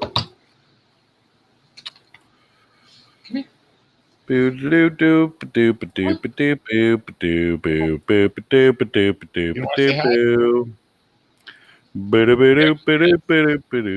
doo doo. Nick's coming to make an appearance. What the fuck, bro? Not like that.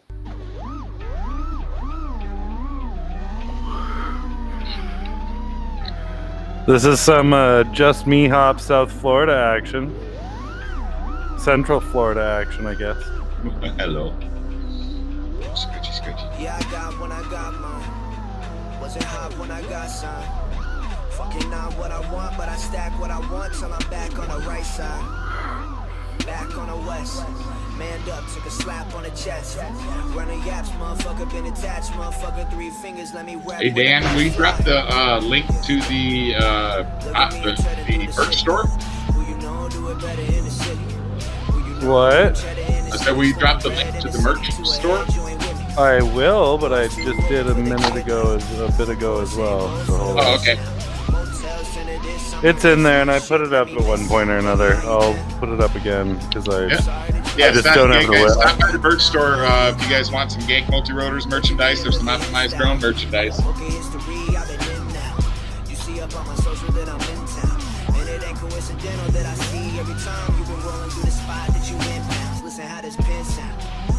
I've been zoning through the city, man. It's LA life, been good to me, been good to me. Seeing where I live now, man, it's fan been hood to me. It's a little choppy because I'm in Florida and have bad internet.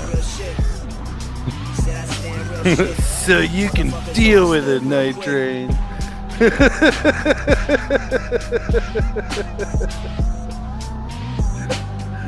Oh, no, I don't have that bad internet. I just have Florida net. Almost gave yourself a haircut. Yep. Hell yeah, bro. Apparently we... Oh, hey-oh. I like the ending drop. The ending reel at the end there. Yeah. What in the world is that thing?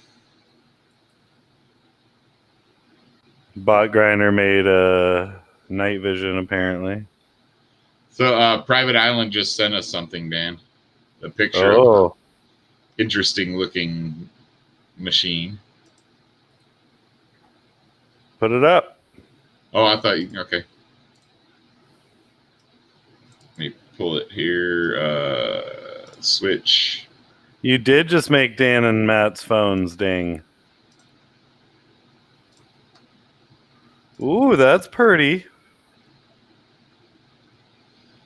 I like that little drone stand. Yeah.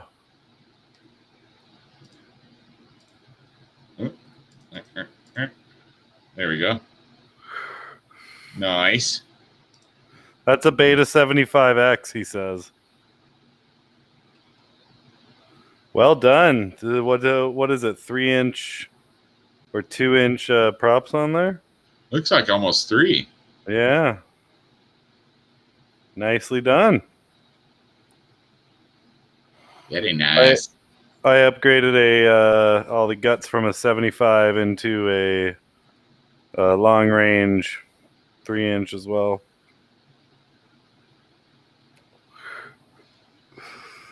Yeah, I need to get me a little. I've got an Emax Tiny Hawk. I got to get some batteries for it so I can have something to fly around the house, chase the dog with. Private Island, how big is that battery? He said. He says 4.9-inch props.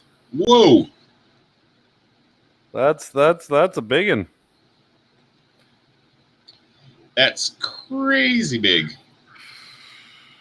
Yeah, I would say it's slightly modded if it's if it's running 5-inch props almost. Yeah. And where the heck did you find 4.9-inch props? Do you have to trim them down? No, you can find 5-inch that are slightly less. Yeah. 1,000 milliamp apparently. 2206, 2600 kV. Ooh. Impressive. All on a 5-amp Beta FPV board. No.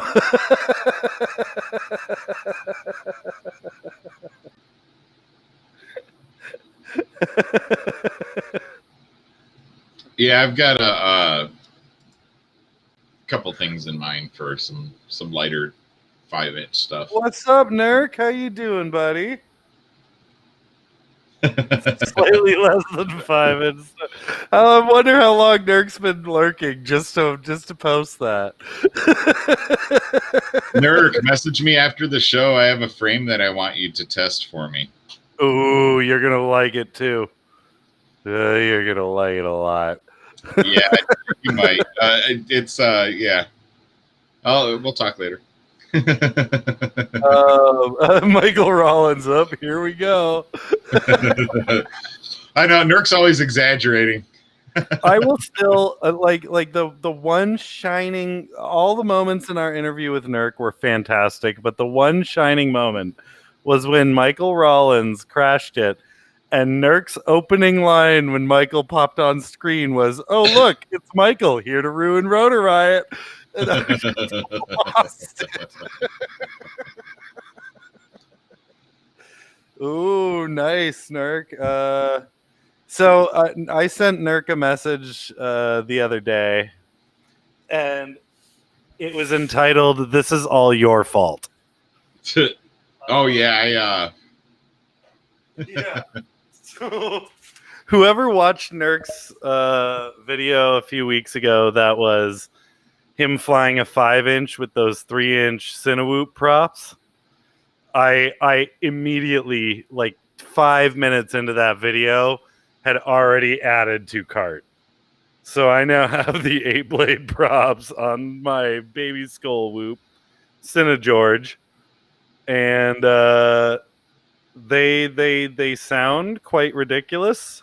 I'm not gonna lie, but they are super fun, and anybody who wants to give them a try definitely do, because they're freaking fun. I think I've got a couple in my the 3-inch version in my cart for the Skya, just to see. Dude, they do sound so freaking good. It sounds like a freaking turbine. Oh wait, hold on. While Nurk's here, I wanna bring up and show him my super quiet 10-inch. Hold on, because I did a video of my 10-inch Kraken flying right by the GoPro. When it's 50 feet out of my yard, I cannot hear it anymore. Like it's that quiet.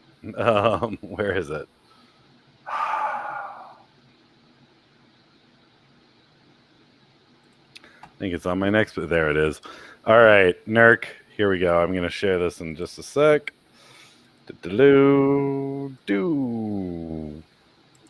share audio, and I'm going to crank that up for you, because this I think you're going to want to hear.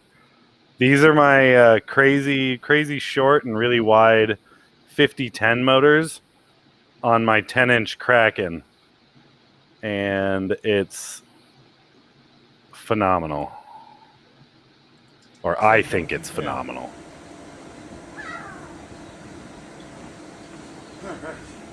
Oh, wait till you hear this. Oh, at least that's what your mom said last night.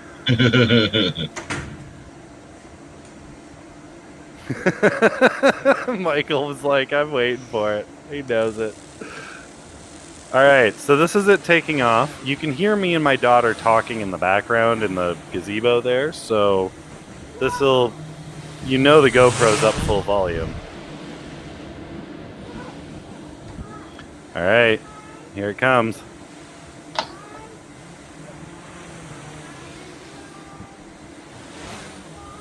It's silent.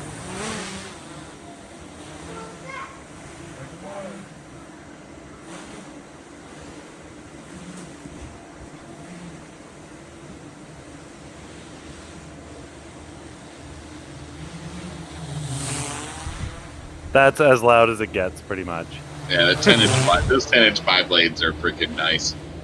They're so quiet, and those motors, they're just the original. It really is silent. Like, it's, when I was out flying with a buddy of mine, I took it off, and by the time I had done my first freestyle, like 40 feet away, he was like, I can't even hear it. Like, And it does, yeah, right past the GoPro. And like, I didn't adjust any of the volume on the GoPro. This is just raw audio.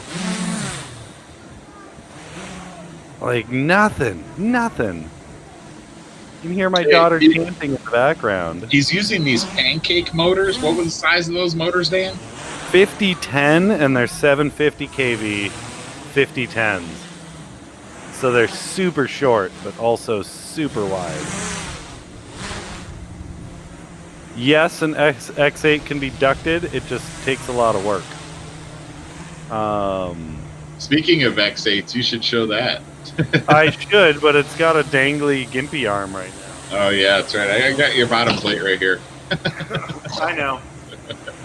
So, Nerk, I know you've got the big baby, which is awesome. But I have this.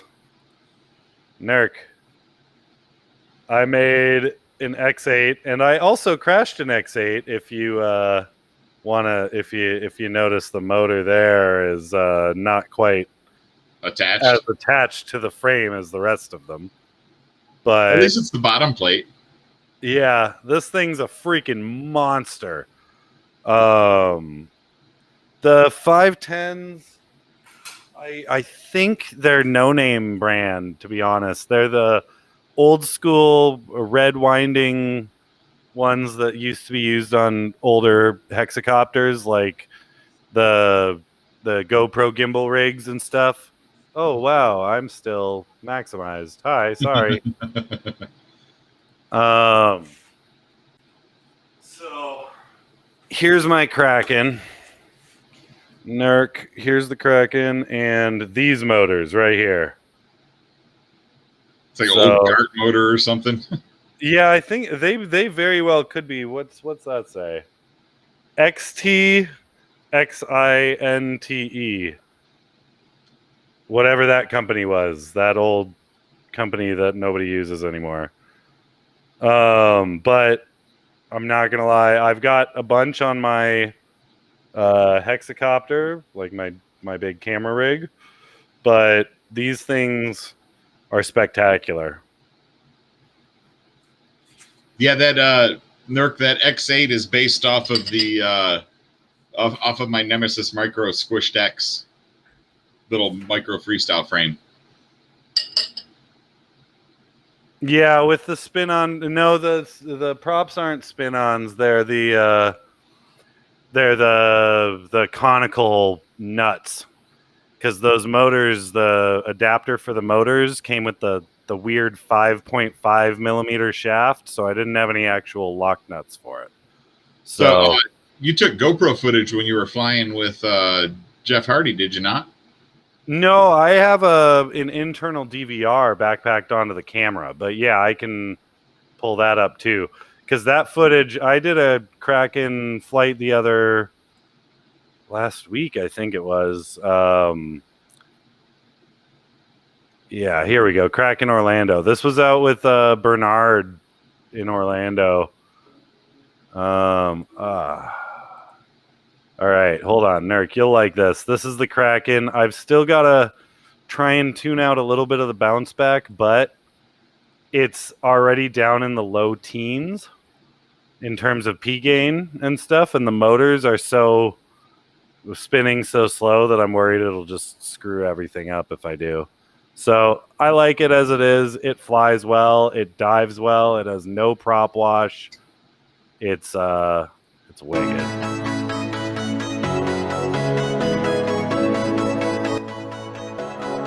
Don't need that music all the way up. Only need the volume all the way up for those fun ones. So Nerk, this is my Kraken 10-inch. As you can see, it's pretty snappy. Like it turns on a dime. It responds very quickly. It's got a little teeny bit of bounce back left, but that yaw and the roll rotation are just so locked in.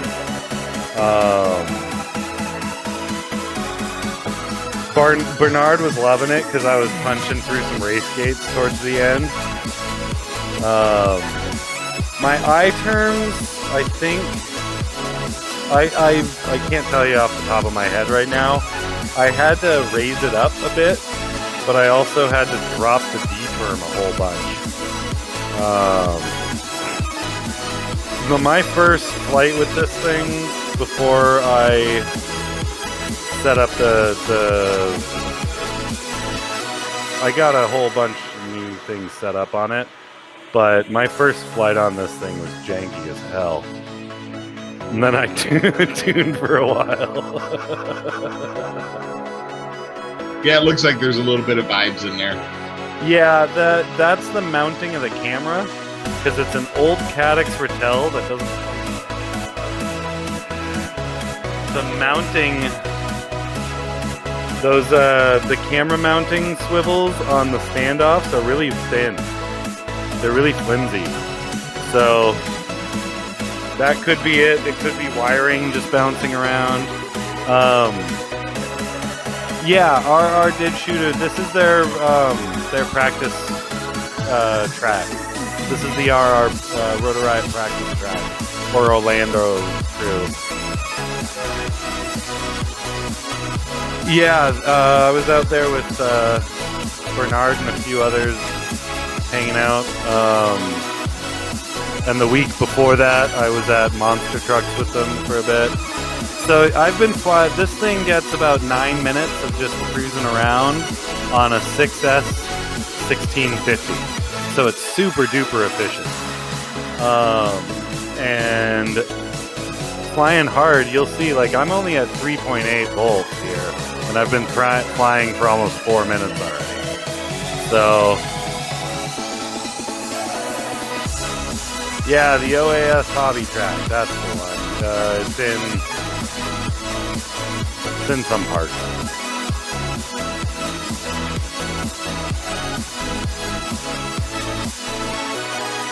You'd say, Nurk, I agree with your opinion, and that was my first call. If I raise P anymore, the bounce back gets horrendously worse. The motors, I've been talking to don't let Rollins go there. But yeah, so I've had Ryan Harrell helping me tune that thing a little bit, and those motors are just insane to tune.